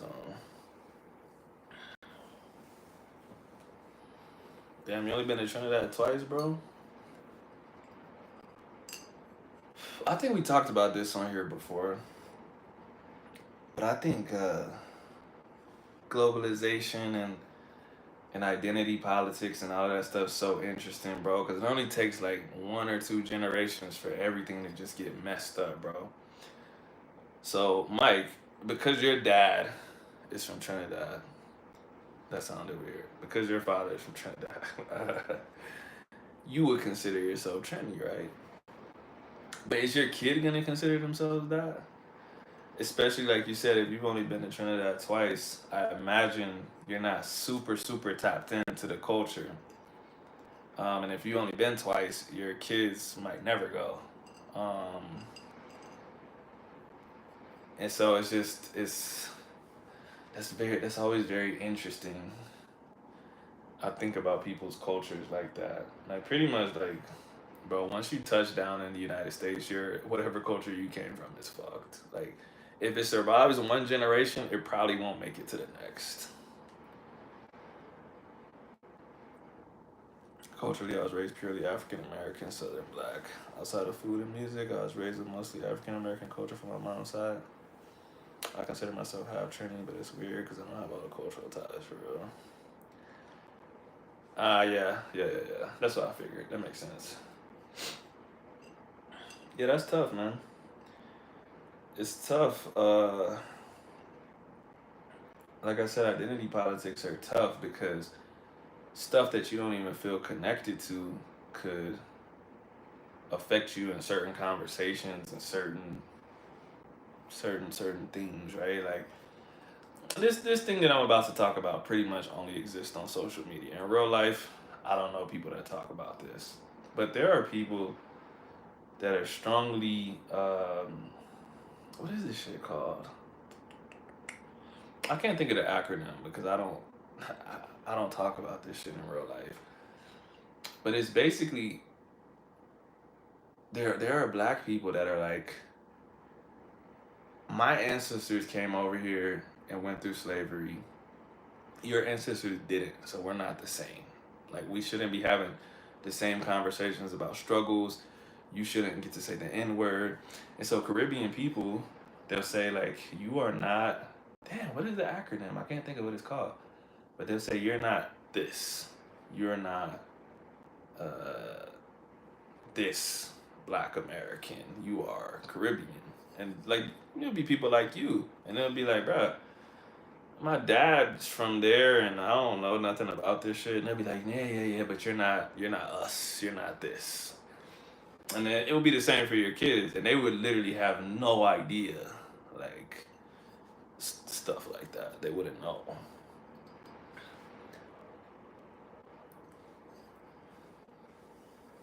Your kids are Americanized.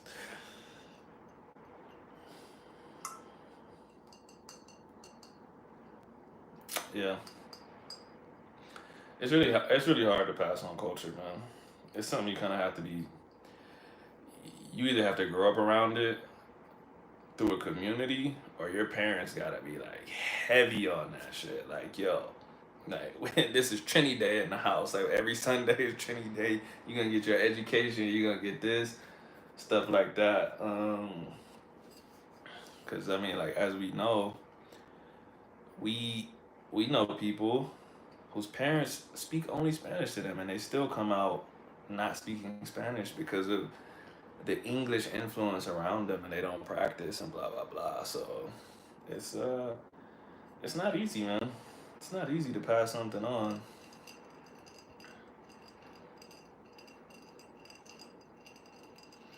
Yeah, no, Mike, yours is a little bit different. I use you as an example, but you do have a parent that is that. Um, oh yeah, yeah, yeah. Foundational Black Americans, FBA. That's the acronym that they use. If you ever want to type in FBA, you gonna you gonna read some stuff, bro. Like it's pretty crazy.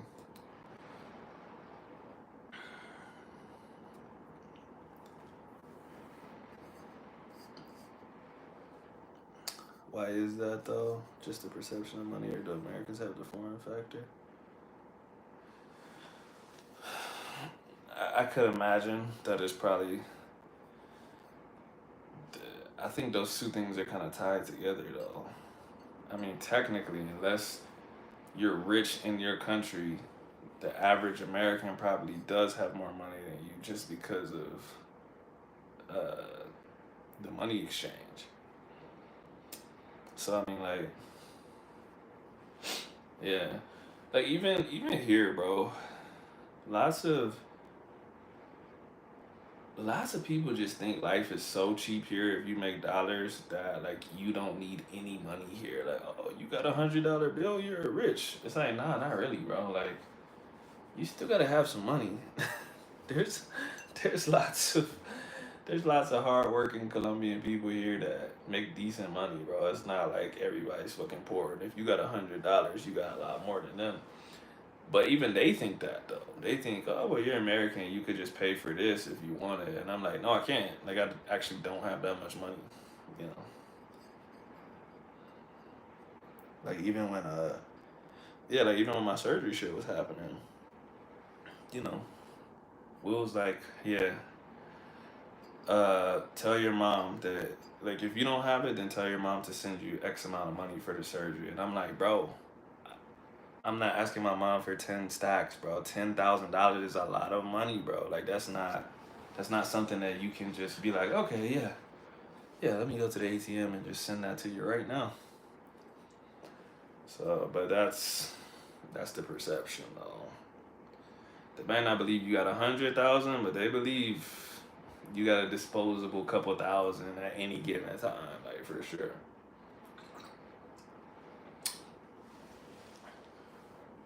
Even for the visa, um, yeah, like we had to prove that we made 10 times the minimum wage here. And I'm like, cool, let me look up the minimum wage. Um, and it was like 1,300,000 pesos, something like that. It came out to like $400. But I'm like, so I gotta have $4,000 flowing in right now. And they needed proof of that for the last 6 months. I'm like, God damn, bro. Like, yeah, in America, I made more than that, but I'm like, I don't need $4,000 a month right now. So,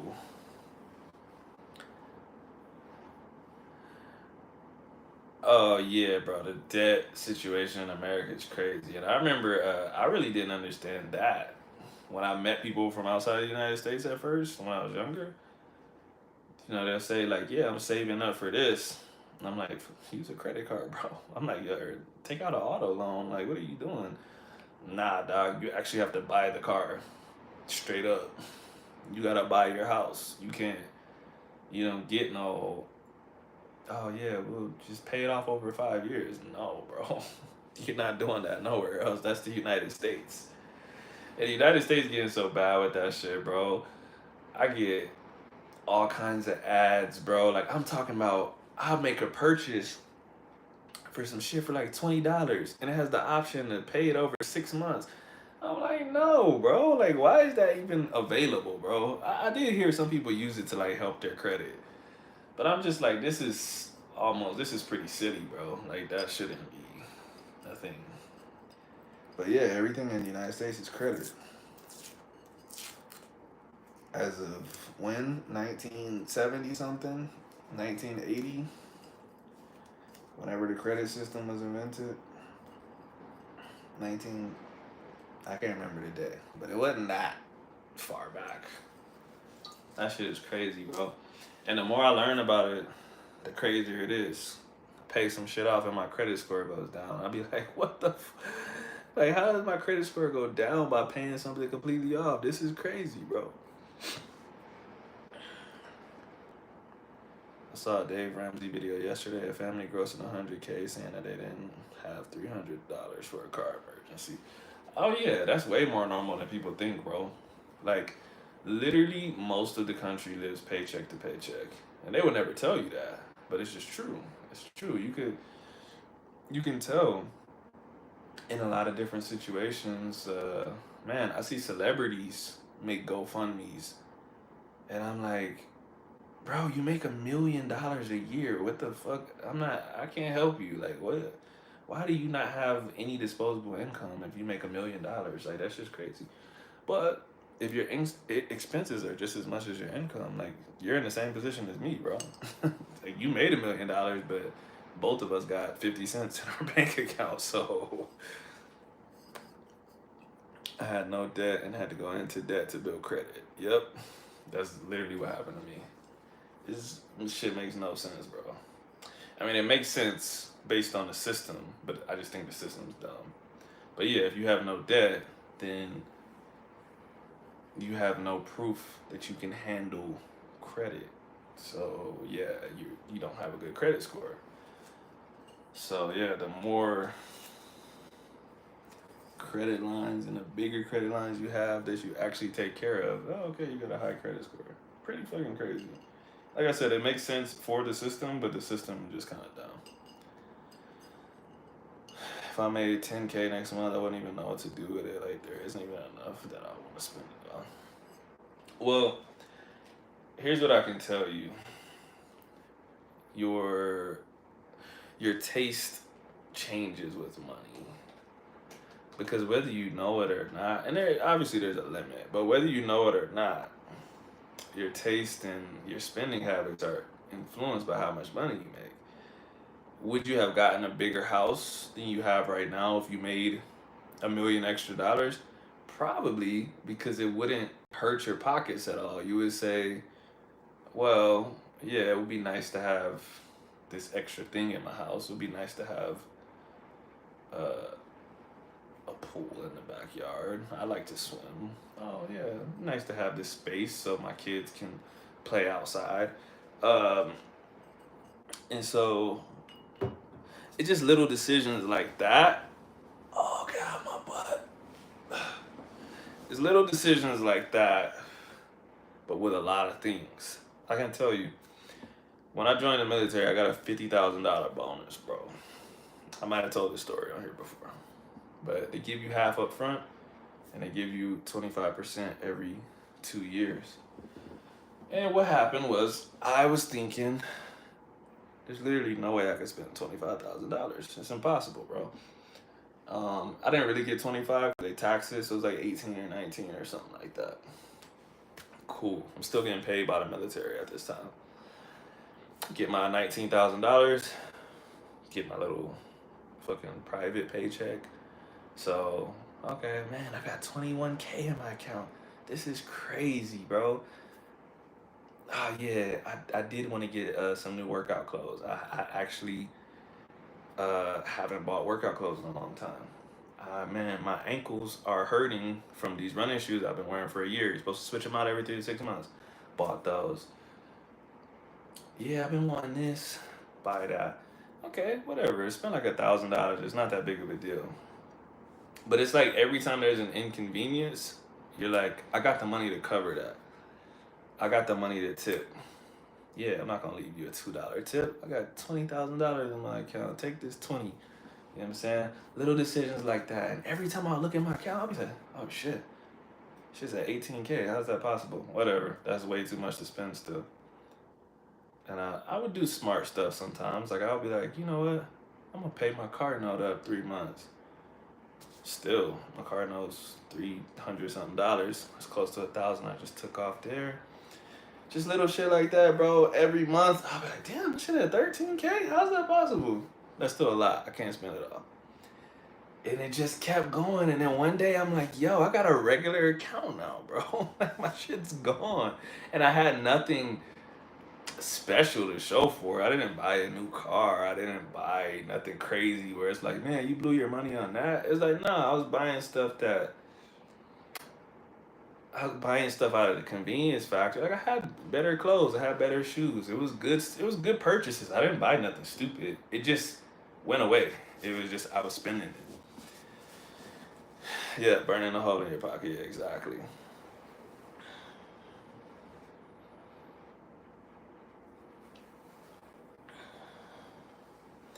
Yeah. No, financial literacy would not be good for the government, bro. Even if people really just knew how banks worked, even though they do teach us in school, people don't pay attention. But I just literally always just be thinking like, bro, it is insane that everyone cannot take out their money. That's just a crazy thought. That should freak everyone out. Like, if we all went for our money at the same time, they literally can't give it to us. Obviously, you don't want to freak out about that because if you do that, if everyone goes to take out their money, then everything's going to crash and we'll be in a Great Depression. But it's just insane that it's like that.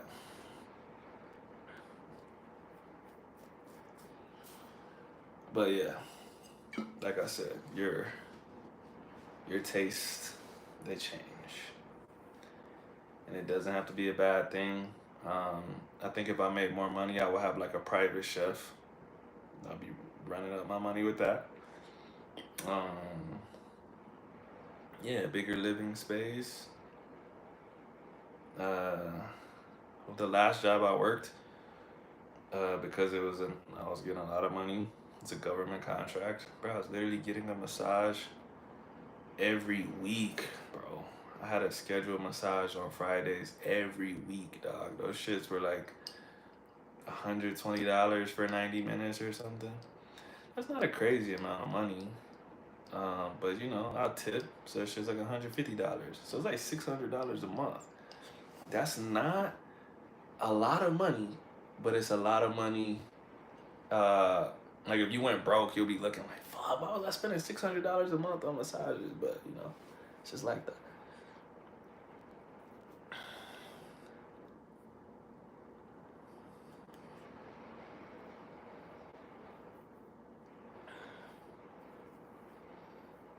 Yeah, I feel you on that, Mike.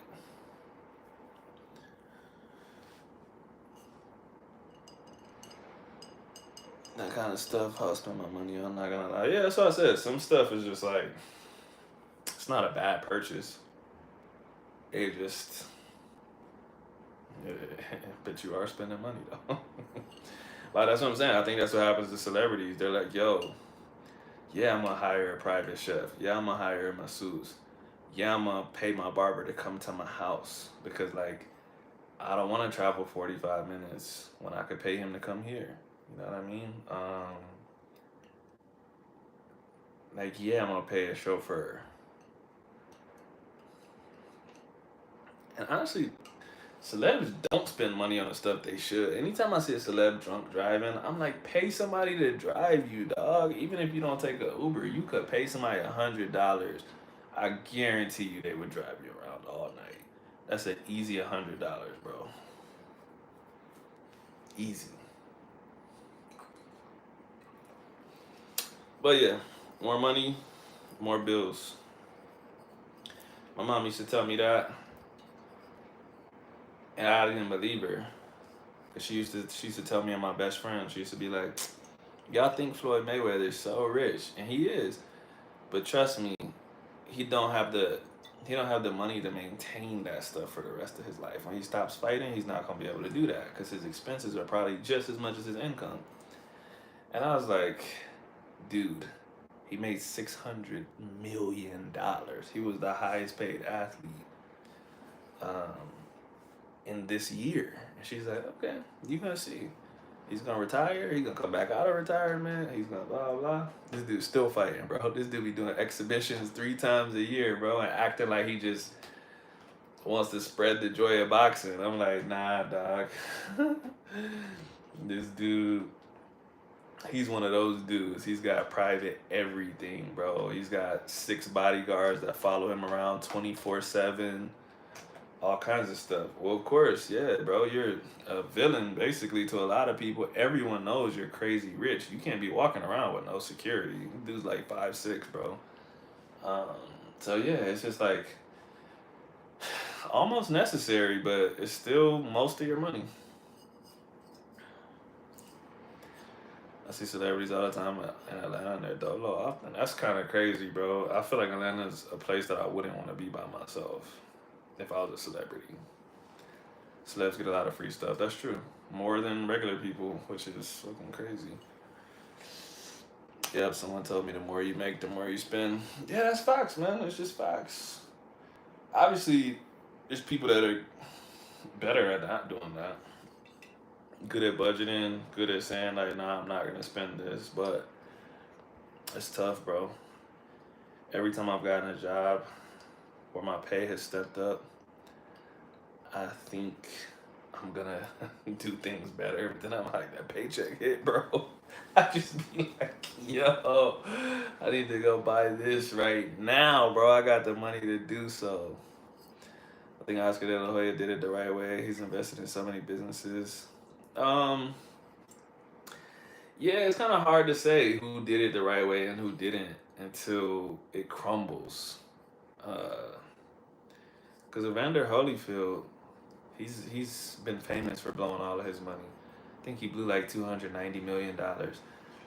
He invested in so much stuff that people make fun of him for his investments.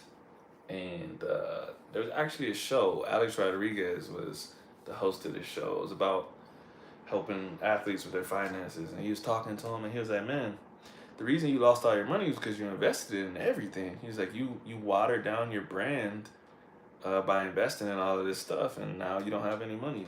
Like, dude was like putting his face on the most random stuff. Somebody will be like, "Yeah, this barbecue sauce, Evander Holyfield barbecue sauce." Like, he watered down his brand to the point that his investment basically meant nothing. So yeah, it's tough. At the time, people probably would have been like, "Oh wow, he's so business savvy. He put his money into all of this stuff." But all the restaurants he opened eventually closed down. All the everything that he made eventually stopped running, and then he was broke. Evander, I was just about to say, bro, Evander Holyfield has to live in the city. But you probably remember, if you since you're from there, you probably remember him having that big mansion when you were younger, right? I don't know where that was, but I know lots of people that be like, "Oh yeah, I remember the Holyfield mansion." That shit was $1 million annually for upkeep, bro. Was it annually or monthly? It might be monthly. I don't know, cause he had a pool, he had a movie theater, he had all kinds of stuff, bro. And yeah, Alex Rodriguez was like $1 million. Like, you thought you were gonna be able to maintain that for the rest of your life? And he was like, yeah, I thought so.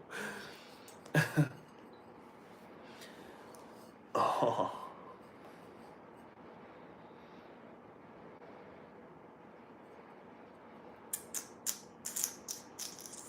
but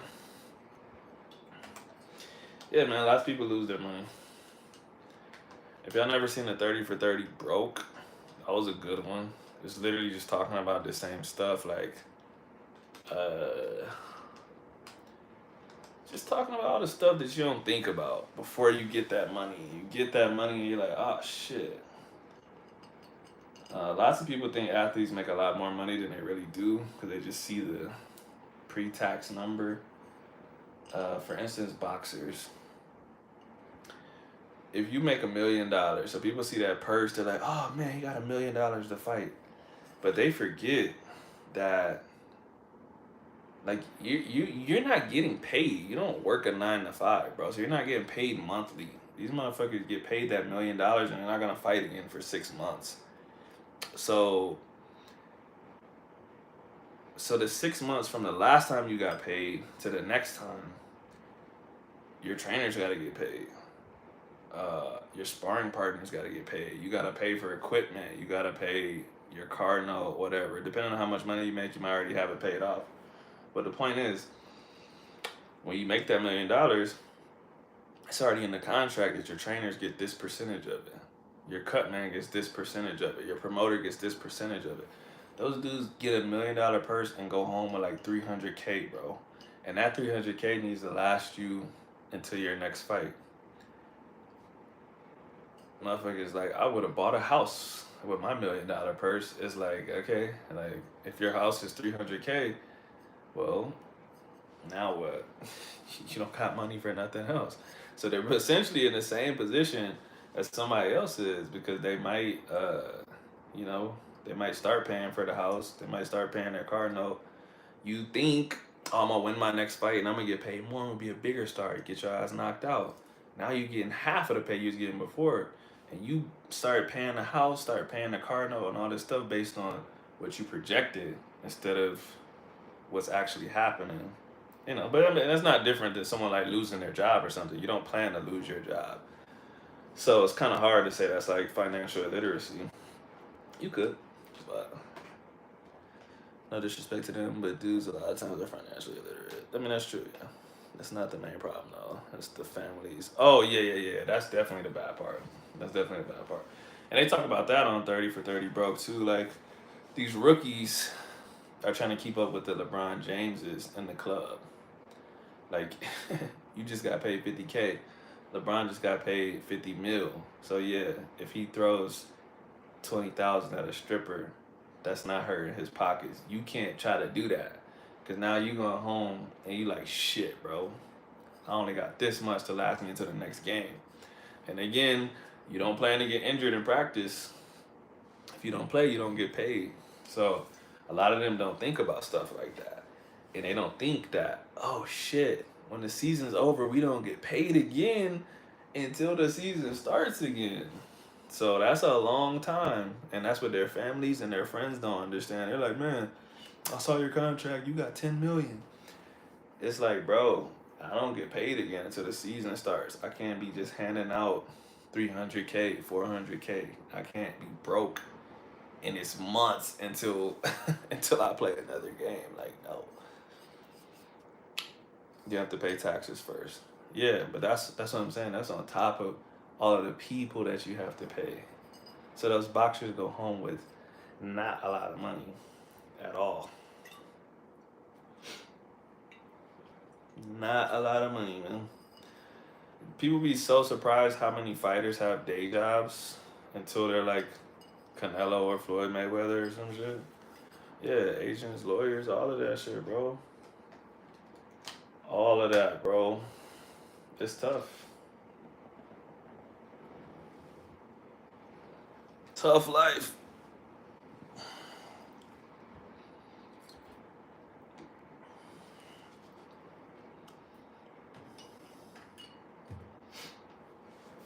Everybody's hand is in the pot. Yep. Yeah, facts, man. Yeah, there's just a lot that goes into that. A lot. And yeah, everyone thinks that they would handle the money better if they had it. But to me, I'm always like, bro, if you got financial problems with the money that you have right now, you probably would have those problems with more money. Because you could downsize right now with the money that you have. You could live frugally right now with the money that you have, but you don't want to. It's gonna be the same shit if you made $1 million. People are like, man, well, if I had $1 million, I would invest in this and this and this, and I would do this. It's like, bro, you ain't doing none of that shit now. I'm not gonna lie, it definitely helps to have extra money. So I'm not gonna stunt. Like, If you got your food and your rent taken care of, yeah, extra $1,000, it's a lot easier to put that down on something.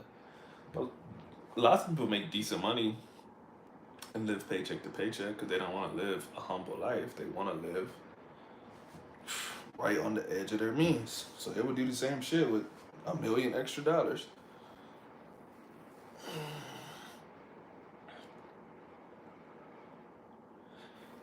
Shaq ended up doing well with his money, but he was one of the biggest people on the 30 for 30. Because like as soon as he got his first check, he went and bought his mom a car. That's literally the funniest story I ever heard in my life, bro. That's how I remember the documentary, because of his part. He said he went and bought his mom like a Hummer or something, bro. Went home and his dad was like, "Word, you didn't buy me nothing?" He said he went back to the dealership, bought another one, and they was both like 500,000 or something, bro. And he's like, "Damn, I don't got no money left."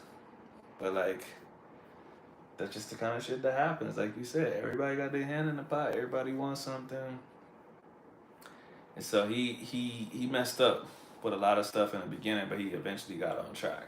And yeah. He's good now. He's good to go. Behavioral economics. You ever read Power Economics by Claude Anderson? I read that book a long time ago.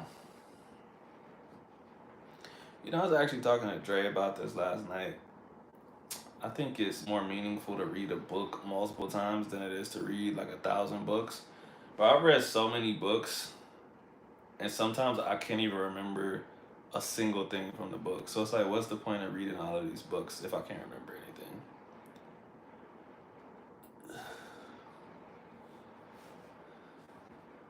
Bro, so that was even separate from the story that I just told you. I was thinking of that story in my head too. I never understand that, bro. I never understand black people doing that, where they're like, "Oh, these racist people think I can't afford this. I'm gonna give them extra money." I'm like, bro, go buy something from another dealership and drive back and honk at them or something. I'm like, bro, you gonna buy two cars from the people that thought you couldn't buy one? You just made them richer. Like you didn't really prove anything, to be honest. It was like, oh, shit. Thought you didn't have the money, and you did, I guess. Thanks for giving me a bonus. I know he said he gave the commission to the other dude, but like still, he put money into that organization. I would have went somewhere else. I'd been like, oh, okay. You think I don't got the money? Cool. I remember a lot from that book in particular. Oh yeah, nah. Oh god, my tailbone. Yeah, no, I'm just talking about me. I don't remember a lot from that book and a couple other books.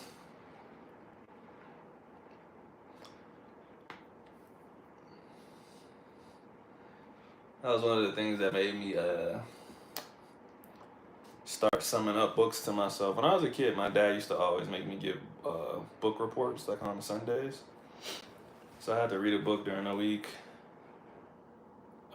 Wednesdays I had to give him a speech about a current event. And on Sundays my dad would make me give him a book report about a book that I read. So yeah, I would have to retain that information to give the book report. And he would ask questions too. So but that was something I started doing as an adult. I would sum the book up to myself when I got finished, or I sum it up every chapter too. And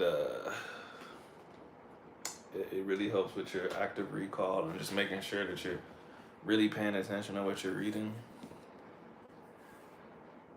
Lafayette, what's up, Temple? How's the healing? This is good, man. I'm only like a month post-op, but the doctor and my physical therapist said that I'm making amazing progress. So I don't know if they tell everybody that, but Instagram, everyone on Instagram was shocked about my progress too, like how much I can bend my knees and shit and whatever. So seems like I'm on a good path. Phil, what's up? We just up in here talking about nerd shit, bro. Yo, Phil, my guy Phil, he's good with money. We talking about financial literacy up in here, Phil. One of the rare times that we're not talking about absolute nonsense.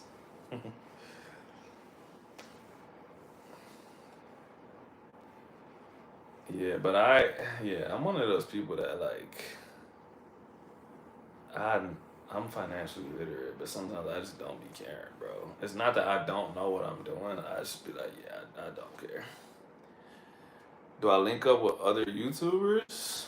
Like, what kind of link up? Like in real life? I'm not really a link up guy. I mean, I don't say no if somebody wants to link up, but I'm not like an influencer or nothing. I don't be trying to do like collabs and shit. I don't be like actively really trying to do nothing crazy. What's up? G said, what's the secret, Phil?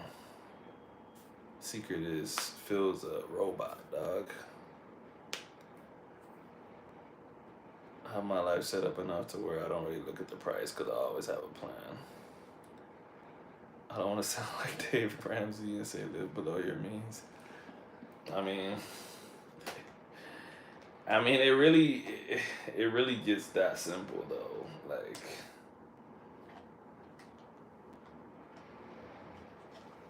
in real life, I mean, I don't know no influencers that live where I live, bro, or YouTubers or whatever. Um, yeah, Dave does speak facts. He speaks facts. Yeah, I mean, I think financial stuff, just like a lot of other stuff, is a lot of common sense. Now, there's some extra stuff on top of that that you just wouldn't know if you didn't know. Uh, like something that I really just never knew was like credit card benefits. You know what I'm saying? Like people think of credit cards just for extra money.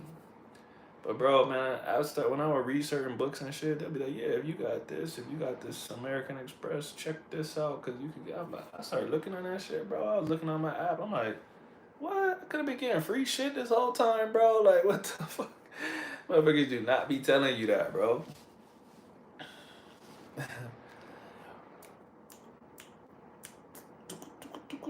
Yeah, he is old school. Making dreams come true. That's what it's all about. That's what it's about. It depends on your dreams.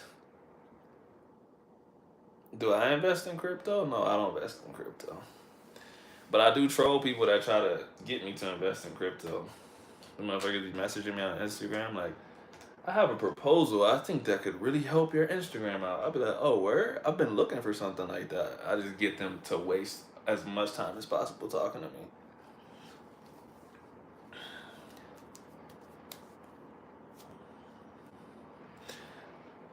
I don't be seeing a lot of YouTubers go to Cali, but I don't really be like in the mix like that, bro. Like I said, if somebody like was like, "Oh, you should talk to this dude," I would look him up. But I don't be like searching on YouTube like, "Oh, who's in Cali?" I don't even follow like travel bloggers for real, so I don't be knowing who's here.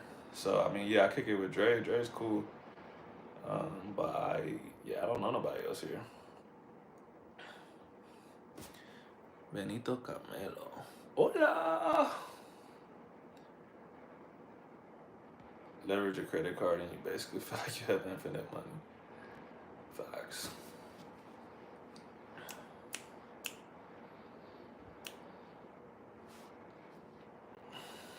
Claro que sí, Facundo. ¿Cómo estás? Giselle, what's the last book that you read? Who's Austin Holloman? Never heard that name before.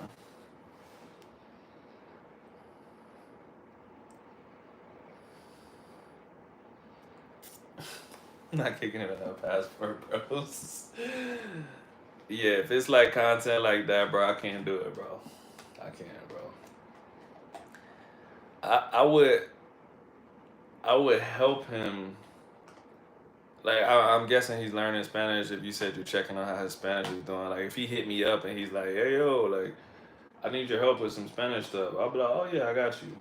I've never really refused help to people with anything. But like, I ain't about to like if that's the kind of stuff he be on, I'm not gonna hang out with him. Like I'm a married dude. Like we don't really have much to talk about.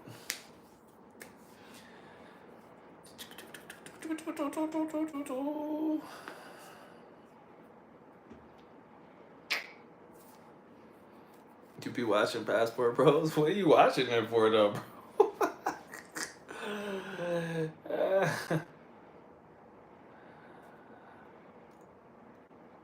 Estoy bien, ¿y vos cómo has estado? Todo bien por acá, bro. No me puedo quejar. ¿Cómo van las cosas en Argentina?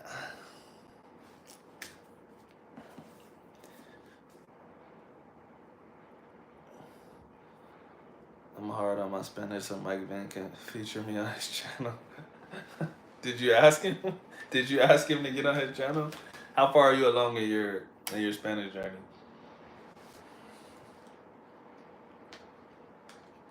That's funny. This isn't financial advice, YouTube. This is just what I do. I'm watching Young versus Dong right now, though, so I can record this review show. I missed the majority of this fight. It was a good fight, bro. Jan really took that fight in the last round. It was very good. I know it's childish, but when people get angry, it makes me laugh. And when they get on their American women rant stuff, I'll be dying laughing because they're so lost and so emotionally invested.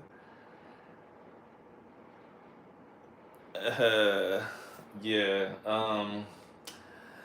I can watch that shit in passing, like on Twitter. Like somebody will post like a 60-second clip, and they'll be like, "Passport Bro goes off on girl," and I'll be like, "All right, let me see what this shit is about." But for the most part, I can't do it, bro. Can't do it. I just can't do outrageousness from anybody, to be honest. I live simply. I like simple stuff. The If I watch like people talking that kind of content, I'm either watching somebody learning something, or you know who I watch sometimes, not a specific person, but I just watch people that they might just make a video like how I stop procrastinating. I'm like, okay, this is, even though I don't really have a problem with procrastinating right now, I might just watch it just to see like how their mind works. I'm like, maybe I can use this when I talk to someone else to help them with a problem they're having. So I like watching videos of people doing something productive, maybe learning a language, maybe learning something else. But I can only watch like mess for like 10 minutes a day, bro. I can't do more than that.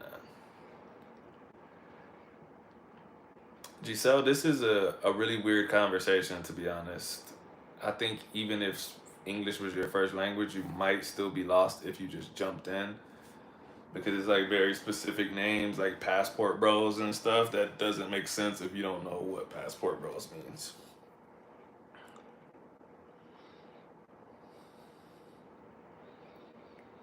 Oh, okay. I know what you're talking about.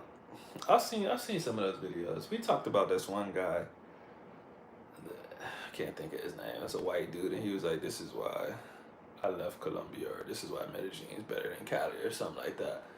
I'll watch it. I watch random stuff like that sometimes. Passport Bro tattoo. That's crazy. That's very crazy.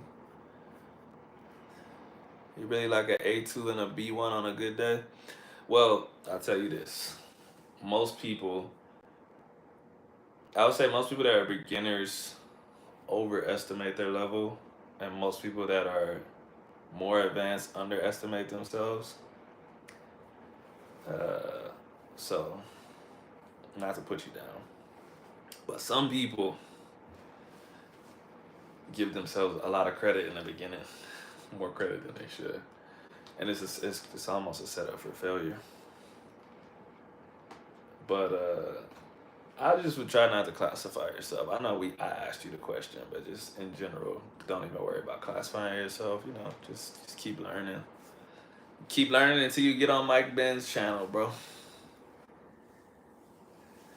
Giselle, if you're bored, you can start your own topic and we're gonna follow along to whatever you say. Probably that's what everyone else does. They just say some random shit, and we just start talking about it.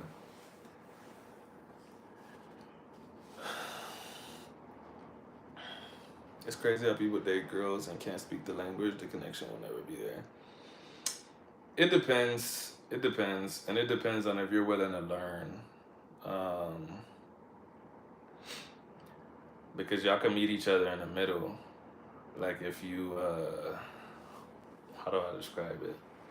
Like if she was learning English and you were learning Spanish, by the time y'all both got to like an intermediate stage, you wouldn't have like there wouldn't be a lack of communication anywhere. It might be a word that you have to fill in or something, but y'all would be on the same page about stuff. Actually, I know somebody that, the thing is, he speaks Spanish. He speaks Spanish and English, but she doesn't speak English. And they just got married. They're a very, very cute couple. Very nice couple. They taught me how to dance, actually, both of them.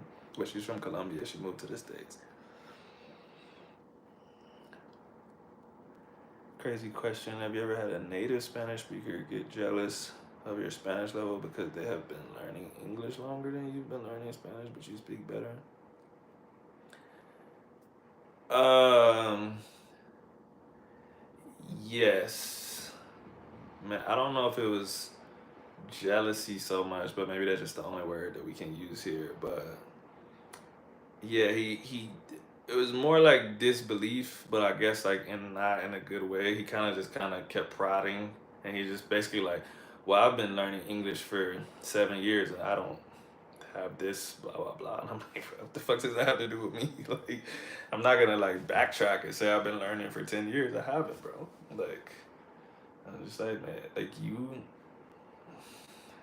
I'm gonna tell you something, bro. A lot of Colombians that do speak English, they think they speak a lot better English than they really speak, if that makes sense. But they only speak English to other Colombians. So they have like no gauge. But I'm just like, ooh, this pronunciation is crazy, bro. Like I can't even guess what you're saying. That's how bad it is. Like an accent is whatever. Like everyone, most people that learn a second language have an accent, especially if they're not trying super hard to neutralize that accent and sound like a native speaker. Sometimes people just want to talk. But when you pronounce the word so crazy that like I don't know what you're saying, like I'm like, yeah, you probably yeah, you're not doing what you think you're doing. It's the little stuff too. It's like stuff like I said, stuff that another Colombian would never correct them on because they would understand it. If you kind of think of like the way Indians speak English, it's a crazy accent, right? But they all speak like that to each other, so it's not crazy to them. That's kind of how it is here for the ones that I've heard speak English. Like they'll say through like throw because like they're thinking like they're like kind of reading it in Spanish, or they'll say throw like throw, and like literally sometimes when they say certain words, I'm like, and I don't want to be that person that's like, oh, tell me in Spanish because I know how that felt. Like when people would be like, oh, just tell me in English. I'm like, no, bitch, I'm trying to speak Spanish. But sometimes I literally cannot figure out what they're saying, and then I'm like, you just tell me in Spanish real quick, and I'll tell you how to say it in English. They'll say it, and I'll be like, oh shit, like yeah, you is crazy off with the pronunciation. I was never gonna get that. My bad for bringing up passport, bro. I don't care, bro. I'll talk about anything. Angel, what's up, bro? Will told me I started classes. He was over here yesterday. He said you speak very well, man. I think the stuff that he told me that you need to work on was stuff that we already talked about in our conversation, so it was no surprise. I went to Gringo Tuesday. Yeah, I did once. It was cool. It was alright. I can express myself fully in Spanish, but having a hard time understanding when they respond. You can express yourself fully. What do you mean by that, bro? Because if you said you was A2, B1, I would imagine that you can express yourself fully, unless you are indeed underestimating. your Spanish. Because to me, I don't really know each classification. Giselle can tell us because she's like really about that teaching life. But oh, sorry, not A2. I meant B2. You said what the fuck? No, yeah, no, A2 B1. That is what you said. To me, at that level, you wouldn't be able to fully express like intangible stuff. You wouldn't have the words and the structures to say it. You'd probably be able to say very basic stuff right in front of you. Has Dre met Will? Nah, bro. You know what's crazy? I keep trying to link them up, but it's like Will works a lot. And then yesterday they were both over here at different times. But yeah, especially because yeah, he was having a paperwork issue, and I'm like, bro, I need to link you up with Will. Like he's the guy. He could fix anything. But no, they haven't met each other yet. Castro that was in the chat earlier. He's met him. Should I focus on one type of Spanish? I find myself watching Spain movies and then Mexican. To me, this is just an opinion. To me, you are not a certain nationality. You are just American, right? You're not Colombian, you're not Argentinian, you're not none of that. You are American. And the Spanish that you're probably gonna encounter is probably gonna be from all over the world. You're gonna meet Mexicans, you're gonna meet Colombians, you're gonna meet Venezuelans. If you only consume Mexican content, you're probably gonna be hella lost when you hear a Venezuelan talk. So I think it's good to consume everything. I think it's good to try to talk to as many people as you can. Only thing I would say is vocabulary wise, slang wise, I wouldn't be mixing that shit up because that shit is weird. Like if you say very if you say very Colombian stuff mixed with Mexican stuff, it's gonna be weird. Like I do think you need to kind of centralize your vocab a little bit. Like for instance, like in Puerto Rico, I like when I learn Spanish, I learn from hella Puerto Ricans and stuff. Like if people when people hear me talk, sometimes they think like, oh, like your parents are from Puerto Rico or something, but they're not. But like the word that they use for trash can is zafacon. Nobody else says that shit. I think Dominicans might. Somebody that knows Dominican Spanish, maybe you can confirm that. But if you take that word and you go anywhere else, people are just gonna be mad confused. So if you're saying fucking pinche a la verga, you can't be saying zafacon with that, with those words. Like it don't mesh right, bro. You just gotta try to focus a little bit on how you speak. To me, first just start off neutral. When you get smooth enough that you can have solid conversations, I would probably try to centralize your vocab a little bit. If you're gonna be cussing and stuff like that, probably keep it one country's cuss words. I told my parents about subjuntivos and they don't know about it. Yeah, most people don't, bro. So the thing is, it's the same in English. We have a subjunctive in English. Nobody knows what that shit is unless you're a teacher. So it's the same for native Spanish speakers, right? All they know is that like if I'm not talking about this, then I'm talking about this. Like after I say para qué, after I say pa qué, I know that I'm not gonna say sabe. I'm gonna say sepa. You don't have to know that that's called the subjunctive to know that that's just the rules. You get what I'm saying? Uh, Let me think of an example in English. Well, if I could fucking anything I can think of, probably because I don't know the terminology for that shit. But if I say uh,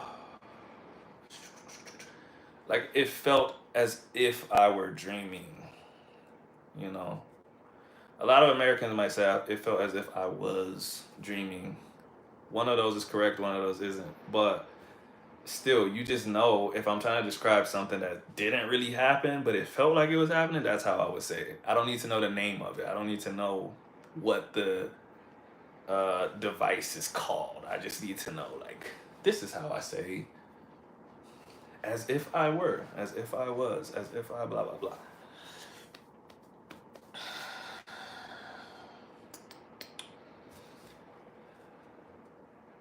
Yo, son, my shot said you were mad goofy. Yeah, yeah, yeah. That's odd. I said conjugation to a student one time, and she was like, "Yes."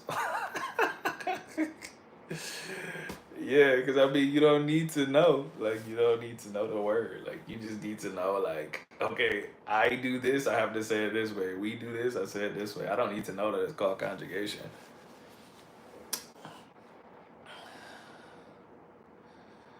Next time you see me, will be on Mike Ben channel showing off my Spanish. Well, hopefully we see you before then, don't. But I hope so, bro. I hope you make it there. That's a cool goal. That's dope. Uh, you know, I got faith in you, bro. You're gonna make it. You're gonna be alright. Just gotta be consistent. Keep it going. If you ever need help, bro, I'm right here. I don't know if you.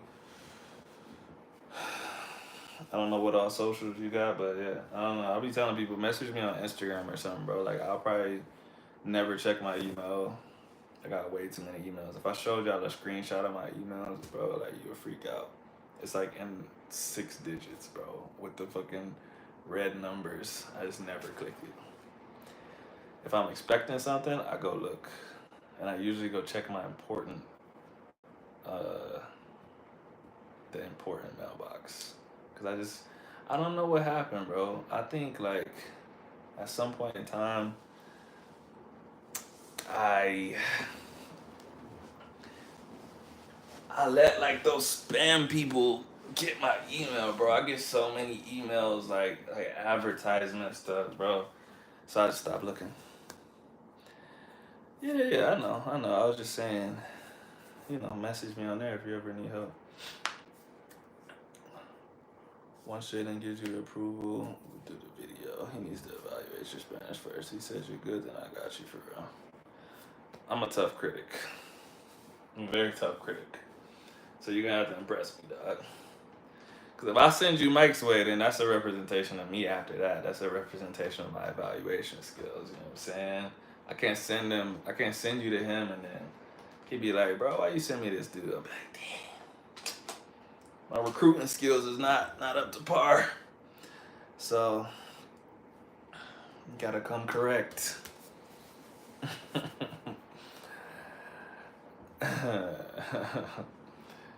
Yeah. But I'll be interviewing everybody, but you don't gotta have good Spanish to come on mine. You just need to be able to have a conversation though. I'm gonna have to I'm gonna have to put a little bit more checking into the people that I accept. I want people that are learning, and I want people that are not perfect, because I want to motivate other people to learn and be confident to speak. But I'm also like not trying to sit for like 2 minutes while you try to come up with a sentence and we really don't talk about nothing for an hour. I'd rather you be at least like a pretty decent intermediate level. We don't gotta have like the craziest conversation, but I don't wanna like you get what I'm saying. Had to come out to Cali for 2 months. Hey man, you come here for 2 months, you're gonna leave here with some kind of Spanish. You can't get around here without Spanish. The Spanish here is crazy though, bro. I'm not gonna lie to you. I don't think Giselle's in the chat anymore, but she could tell you. Cali Spanish is something else, bro. Me and Mike was talking about that. It's something else. By July, I'll be ready. What is that? April, May, June. 4 months. That's a short amount of time, bro. I need to hear something from you now, and then I could be objective and tell you if I think that's possible. Because in reality, 3 months is not a lot of time. It's It's enough time to improve. But if you're like a low level intermediate, you're probably not gonna become a high level intermediate in 3 months. I could be wrong. I'm just thinking about timelines of the best learners that I know. And like I said, once you start having conversations, like it's a relatively slow process from there because you already know how to talk. It's just cleaning up all of this stuff and you know, figuring out what's normal to say and what's not normal to say. Like says Senor. 3 months is short. I agree. I agree. Is Dre's Spanish better than yours? Um, I don't want to. I don't want to compare myself to him, but if I have to give you an objective answer, me answering it doesn't make it true. I would say no. It's not better than mine. But okay, I can. I'll turn it off. Yeah.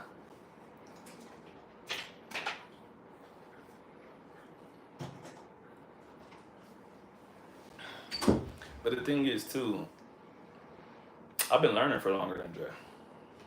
So it's not like we started like on the same day or something. I'm just like beating him in a race or something. Like I started speaking before him. I just have more time in it than he does. So is Mike's Spanish better or is Mike's Spanish better than mine? Yes. Thanks. You been asleep? I'll take it. I'll take the aspirin. I know that's what you're looking for. Yeah, where is it? I don't know, but I'll find it. Don't worry about it.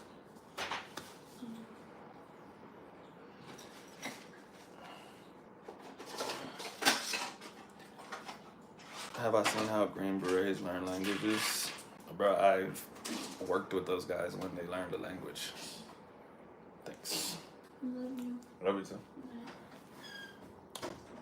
Better is relative, but you're more fluent than him. I agree. Better is relative.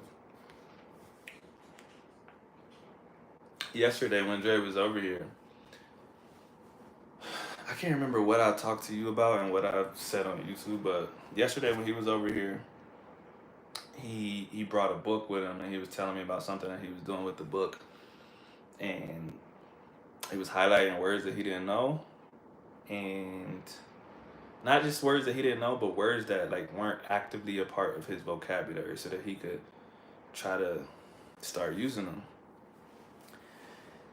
And so I just got all this shit highlighted, and I was actually telling him, I'm just like, cause you know how it is when someone's been doing it longer than you. You're like, oh yeah, your shit's so good, blah blah blah.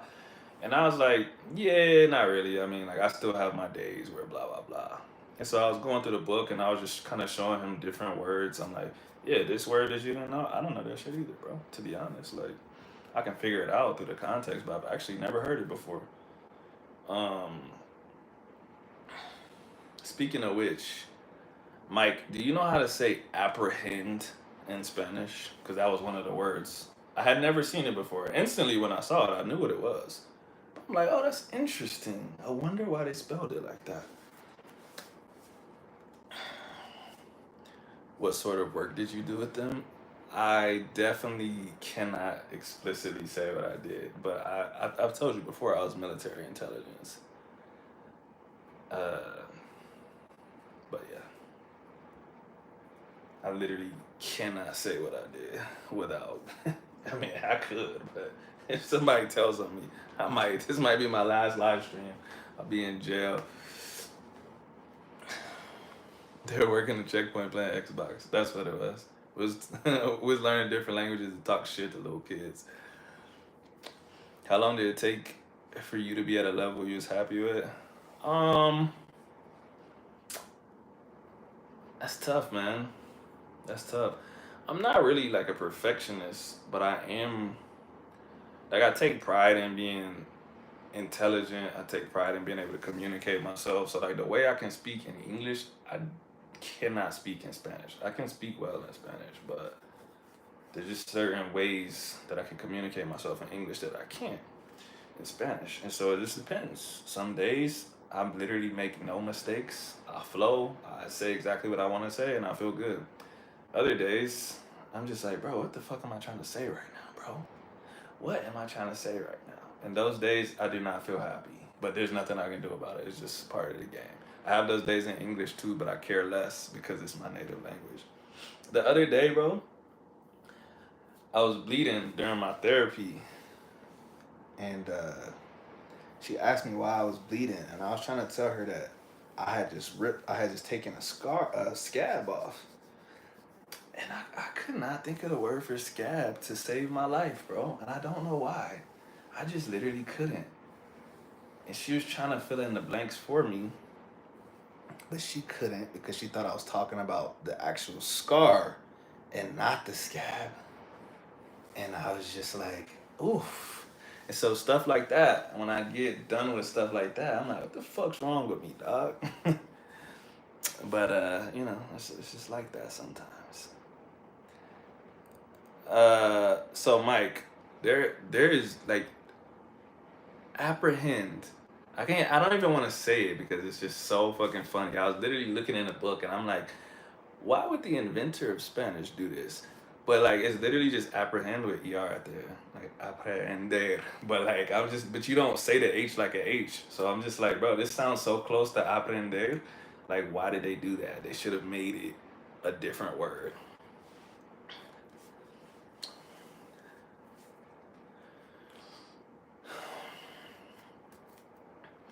Just learned it is called costra. That is a very formal word, and costra is more like crust. And so that's actually because so when I said I was trying to think of the word, and I was thinking costra, and she was like, oh, like she's like, you mean caracha or carachita? And I was just like, yeah. And she's like, yeah, costra is crust. And she's like, because you could say that about stuff that's on your stove, stuff that's on your face. So technically, it can be used as a scab, but like people around here say caracha.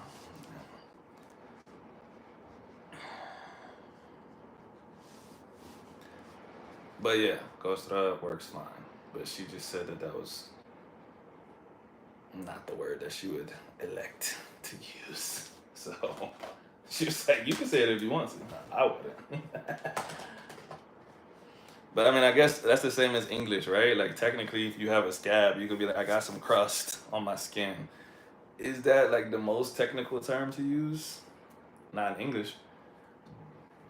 Scab would be. But it's the same. You could say mark or you could say a scar. Like, it just matters how specific you need to be. And that's the part of communicating yourself, right? You only need to say what needs to be understood.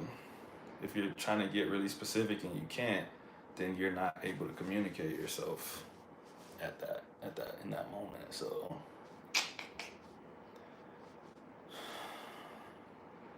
you ever been called a goober by an older Southern woman? No, I have not specifically. I've heard it. People say goofy goober all the time, but I've never been called a goober because I'm not a goober. So I don't think anybody would say that to me. I don't think. He's such a goober.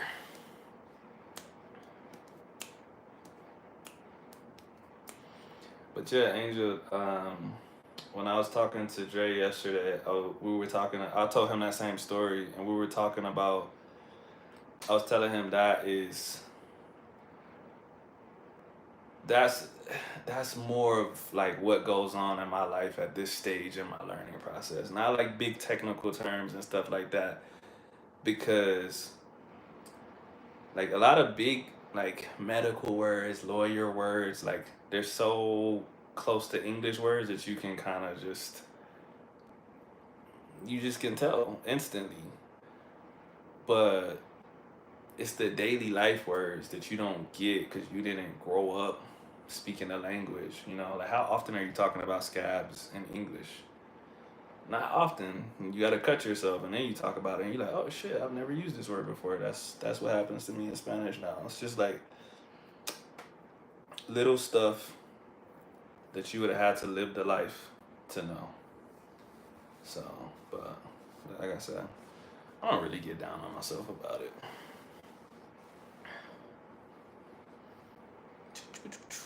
You and Mike, man, do you plan on learning another language? If so, which one? I keep saying I might learn Portuguese, but I just don't have a fucking reason to, bro. I'm just really about connections. I got a tight circle, but when I like talking to people that I like talking to. There was a lot of people in my life that spoke Spanish, and I wanted to be able to connect with them better. I wanted to understand the stuff that they were talking about. I wanted to understand the music that I was listening to. I don't be listening to enough Brazilian funk to want to learn the lyrics, to be honest. But like the music that I was listening to, I'll be like, I know this dude's spitting right now. I just don't know what he's saying. Or I could feel the pain in his fucking voice, bro. What is he talking about? And looking up the lyrics doesn't help. You think it's gonna help, or you think it is helping until you really learn those words, and you like, bro, this translation wrong as shit, bro. Am I tripping, or is being called a goober new? Nah, that's not new. It might be more common now, but I've been hearing that word for a while. Once I get my health right and stack more money, I'm off to Latin America again. Trying to visit some family farms. Shit, bro. Come on, come through. I got my next doctor's appointment on April 1st. And I should be getting my braces off, and I should be getting cleared to at least walk carefully. And then by May, I should be back in business. Not doing nothing crazy, but just at least I can walk around and fucking not worry about falling over and shit. So it took a lot of investing to learn Spanish. It needs to be worth it to learn another language. Lafayette. Yeah, you know what, man? And I think that's the thing too. Like I think people that see people that learn Spanish to a level to like where they can really have conversations and talk in other countries and stuff, and not like super basic shit. I'm talking real conversations. I don't think they know how much we put into it, and it's not like 5 hour study sessions or something like that. But it's a lot of conversations. It's a lot of listening.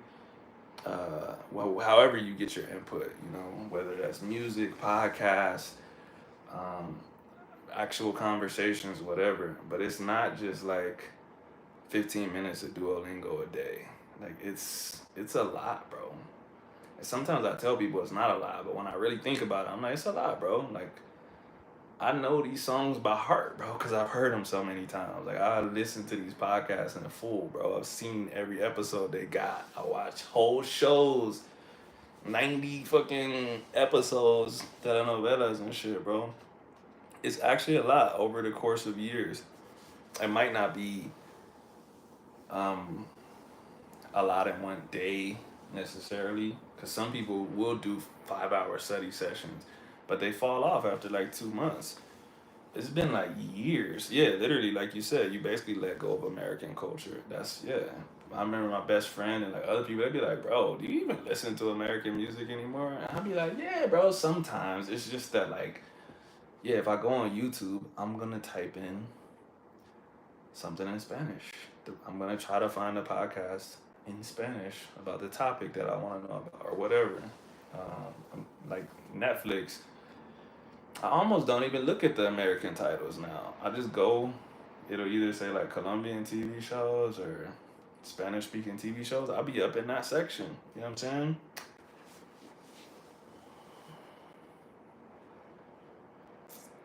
How long do you think it would take you to learn Portuguese?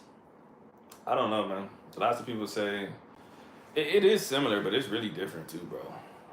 Lots of people say it doesn't take as long as if you were coming straight from English. But like learning, quote unquote, learning is it's a subjective term, bro, because to what level? Just to have one conversation, just to say that I did it, That's why I don't grade. That's why I don't grade my Spanish, and that's why it's hard for me to answer when people say like, "Oh, like is your Spanish this and that?" Because like being able to have a conversation is one thing. Really being able to express yourself is another thing. Understanding humor is a step above that. Understanding like tonality, like with like certain things in English, there doesn't need to be an angry tone for you to know that the person's angry. If somebody says like if your girl says, "Oh, okay, have fun." Everybody knows have fun means you're in trouble, bro. Don't go do it. Like, but if you didn't speak English, you'd be like, "Oh, my girl said have fun. We good." Like you can only learn that from lots of experience. So when someone says they learned English, they learned Spanish, I'm like, that could mean anything. Did you just learn to have a conversation? That's dope. That's good too. But that doesn't mean that you're like some native level speaker now.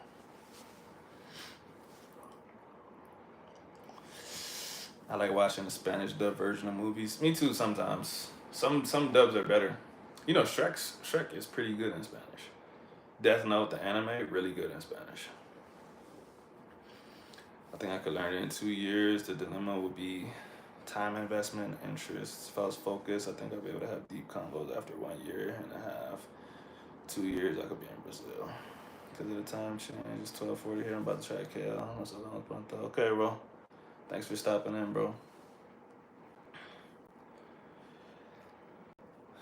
Conversation level. Yeah, I mean, I don't even think it would take a year just to get to a level of having a conversation. Like I said, there's levels to it. If you just want to make a video, you just want to get on the camera and talk, or you just want to ask someone in a supermarket, "Oh, where's this?"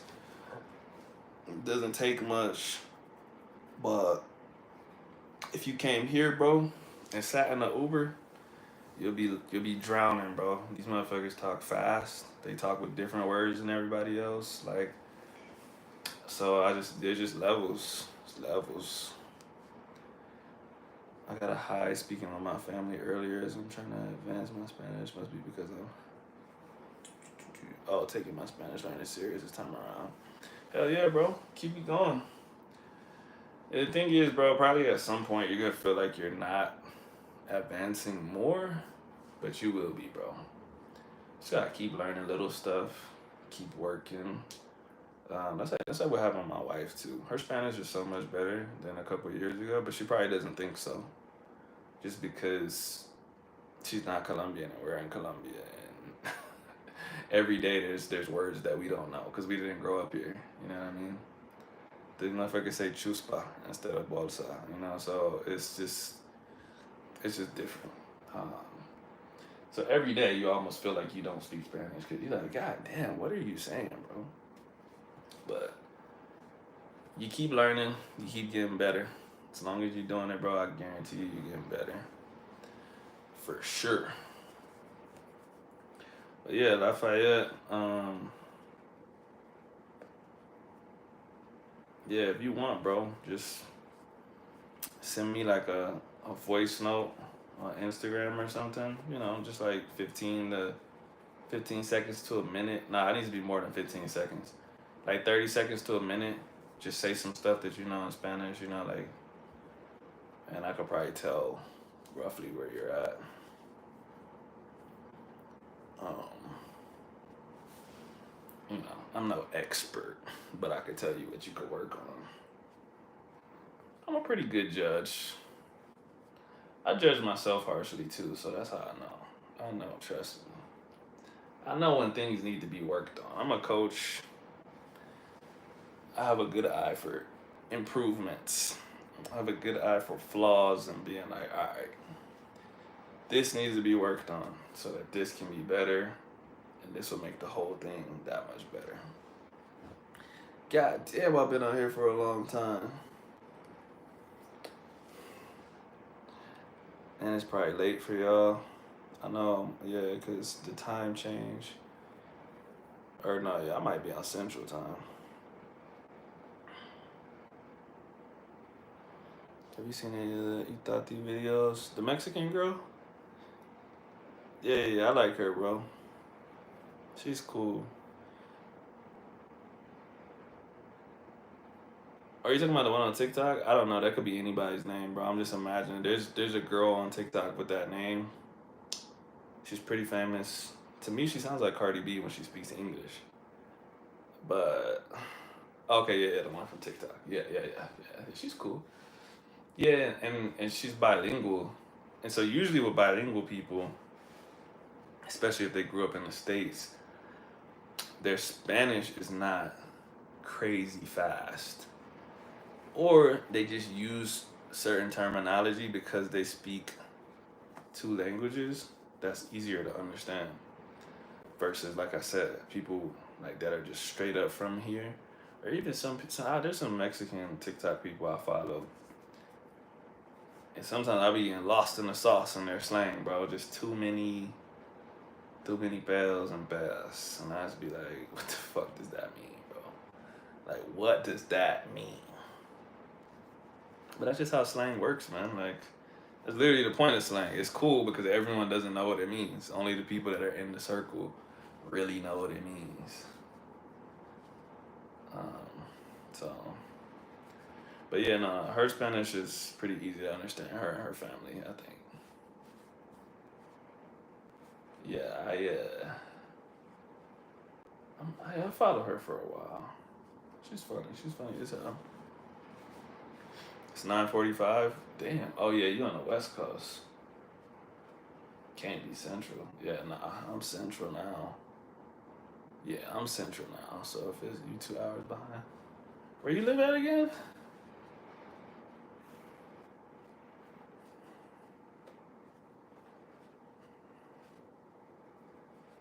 Pull up the hole in the cell. Let me be lazy. We got the mojo, yeah, we be trying to.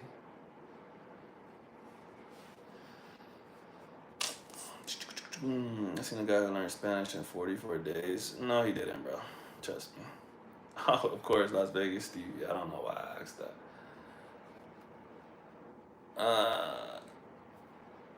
Yeah, how far are you along Lafayette? You said your level, but I don't think you said how long you've been learning. But yeah, no, nobody learned Spanish in 44 days. Trust me, bro. That's not even. That's what, a month and a half, bro. So here's the thing. Let me tell you something, bro.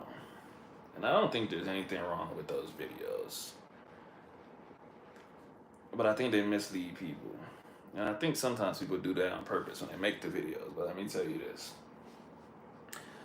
The way that they make those videos is actually a good way to start out in a language, because usually what they learn is the most basic stuff. My name is, I'm from, how are you, I'm good, uh, I've been learning for this long, blah, blah, blah. And so what happens is that's that's every fucking conversation that you're ever gonna have with anyone that you just met. Anytime you meet someone, they ask you what your name is. Oh, they hear an accent or they don't hear an accent, and they say, "Oh, like, where are you from?" Okay, then you tell them where you're from. It's literally the same conversation. Every time I talk to somebody here, it's the same conversation. Once they learn that Spanish isn't my first language, they're like, "Oh shit, you speak hella good Spanish. How long have you been talking?" So I've said it 1,000 times. You know what I mean? And you could learn that script in 44 days, 100%. And that is talking. That's something. You didn't just learn like everything, but you learned enough to hold your own in a conversation with a person that you don't know. Now, what would happen if someone walked up to them and said like, "Yo, what's your favorite position in basketball or something?" Would they be able to respond? Probably not, because they're just like, "Oh shit, I wasn't expecting that." It's just they know the script that they need for the conversations that they're gonna have, and I think that's fine. I think that's a great way to start off in a language. It gives you confidence when you talk to people because you're like, oh shit, they're asking me stuff that I know, and you can build on that. They say stuff and you learn, oh, this is a response to this, and blah blah blah. There's a lot of people that I used to follow on YouTube that I didn't realize were doing that. Rest in peace, Lao Shu, but he used to do that. When I got better at Spanish, I would go back and watch his videos trying to understand more stuff. And I'd be like, yo, he's not even answering their questions, bro. Like, he's literally just responding with stuff that he already had in his head. Like, I really specifically remember this video where he's in a bar. And what did the dude ask him? I can't remember. But he asked the dude that was sitting at the bar, they had chopped it up for like 30 seconds. He asked him his name and all this other shit. And he asked him if he liked the song that was playing or if he knew the song, something like that. Lao Shu like straight up responded with something else completely. And the dude was mad confused, but he was like, okay, maybe he didn't hear me or something. But yeah, he just would kind of have a script that worked most of the time. He wasn't necessarily like a crazy advanced speaker. He didn't need to be for the type of videos that he was making. But that makes people that don't know the language think, damn, this dude really learned to be fluent in 2 months and I've been doing it for 2 years and I still mess up on this. And nah, bro. Sometimes you find people in comments where they call them out for never speaking more advanced. Yeah, and the thing is, either nobody's gonna see those comments or you see the comment and you're just like, yeah, that's what I thought. But there's still like 1,000 other people that got fooled by it and probably feel bad. And yeah, it's just not that easy, man. Like, if it was that easy, everybody would do it, literally. I know that's like a crazy cliche phrase, but if it was that easy, everyone would do it, and you would see way more people with crazy advanced Spanish, but you don't. You see a lot of people get to, I'll tell you what you see a lot of. You see a lot of people make it to about a year. A year and a little bit beyond that to where they get to a conversational level. But you don't see a lot of Mike Benz on YouTube. You don't see a lot of people that started from nothing and now they're having like really deep conversations because it takes a lot of work. And it's just like, yo, most people make it to that year mark and they're like, okay, like, motherfucker asked me, do I like watching Netflix? I can respond and say, yeah, I like watching Netflix. That's good enough for a lot of people. And that's fine if that's what you want to do. But they make it seem like, oh yeah, I'm native level. Like, no, you're not.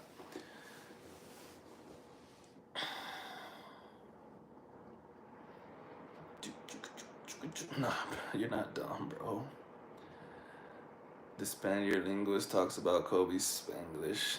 This isn't classified as wrong, just as a new variant. Well, I'll have to watch that when I get off of here. But it would depend on what she was looking at because his Spanish got a lot better over time. Because he was fluent in Italian and English, and then he learned Spanish as an adult. So, of course, a lot of the Spanish that he was speaking was broken in the beginning, and it got better every year.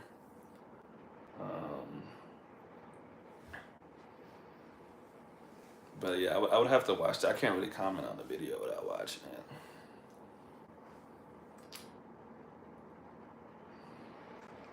Some stuff I don't really consider Spanglish either. Some stuff I just consider like, if you know the original language that the thing was made in and you know how to say it correctly, I don't consider that Spanglish. Um, like, I don't, like, if you're talking in Spanish and then you say Los Angeles Rams or something, I don't consider that Spanglish. Or if you say, yeah, just sports teams' names, people's names, just items that are known by their name, I don't think that's Spanglish. Now, I watched a TikTok the other day. If anybody wants me to send it to them, I will send it to you. It was the most Spanglish I've ever heard. Like, dog, like, I'm not talking, you know, like, it's real normal to say, like, one word in English. They were doing, like, half the sentence. I'm trying to think. it was like one thing where I was just laughing so hard because I was just like, I can't remember what she said, but she called her dad and told him that she was gonna be an underwater welder. The conversation starts off in Spanish, like literally the first sentence, and then she's just like I said, like half and half, bro. Not one word. She'll be like, "Oh, creo que voy a go to this place," and I'm just like, "What the like? That's legit Spanglish, bro." Like she would literally start the sentence off in Spanish and just finish it in English. And I was like, "Yeah, you can't do that, bro. Like that's weird." But her and her dad were doing it, and they were like mad. I want to say Venezuelan. Um, Her dad was definitely speaking less English than her. But yeah, she would literally start out the sentence in Spanish and finish the whole thing in English, not like one word. I don't consider long words to be Spanglish. Yeah, facts. All right, here's what I'm gonna do. It's 11:57 for me, so I'm gonna go to 12.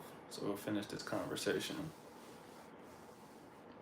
But yeah, if any of y'all want to see that TikTok, just remind me when I get off here, and I'll go find it and send it to you. Now that my Spanish got better, people who I thought was fluent on YouTube are not, or talk really bad. Yeah, bro, it's gonna get worse as you get better. And like I said, everything is not malicious. I don't think everyone's trying to trick people. Um, I think as you get better at something, you realize that you weren't as good as you thought you were. And that's why I never say I'm fluent, bro. I never really grade myself unless people force me to. I just be like, bro, I can speak. I live in Colombia. I talk every single day, and I don't have problems speaking. That's all I can say. I don't want to say I'm fluent. I don't want to say I'm this level because I don't want to be. I don't want a year from now, 2 years from now, I look back and say, oh, actually, I wasn't that good. And then like I feel like I need to delete the video or something, or someone comments and tells me I'm not as good as I think I am. You can't tell me that because I'm not telling you how good I am. All I said is I can talk. That is not, it's non debatable, bro. I can speak for sure. So, but yeah, a lot of people that I watched in the past, or just a lot of people that I stumble across, I'm like, this is not that level that they're advertising, or it is not the level that I thought they were when I was learning. So I would think some people was like crazy high level, and now I realize that they were pretty low level intermediates, to be honest. Like, which is not bad. Just is what it is. When I go back on live, bro, you didn't get a notification for this because I literally forgot today was Sunday, and I got on crazy late for me.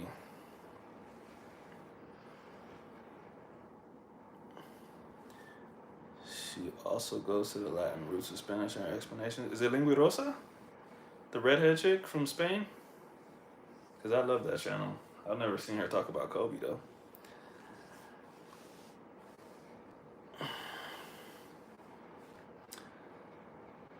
I've been following that channel probably for like 6 years now, dog. One day I wanted to ask her to do a podcast with me, but then I bitched up. I got too scared. I saw another dude do a podcast with her, and I was like, oh shit, she actually accepted his invitation and did it. Oh yeah, I knew it was her. When you said she goes back to the Latin roots, I was gonna say that's where I get all my explanations for everything. Before I ever moved here and knew what Vos was, I knew what Vos was from her because she made a whole video about Vos and where Voseo came from and why people say it and all this other stuff. But yeah, I've learned so much from that channel. It's crazy. Yeah, I do live every Sunday, and I usually do one in the middle of the week. I didn't this week because I was busy, but I probably will on Wednesday or Thursday. But I'll actually put a notification for the next one. I just literally forgot, bro. But alright, it's midnight. Salute. If y'all want to see the TikTok I was talking about, message me when I end this live, and I'll send it to you. Peace. See y'all next time.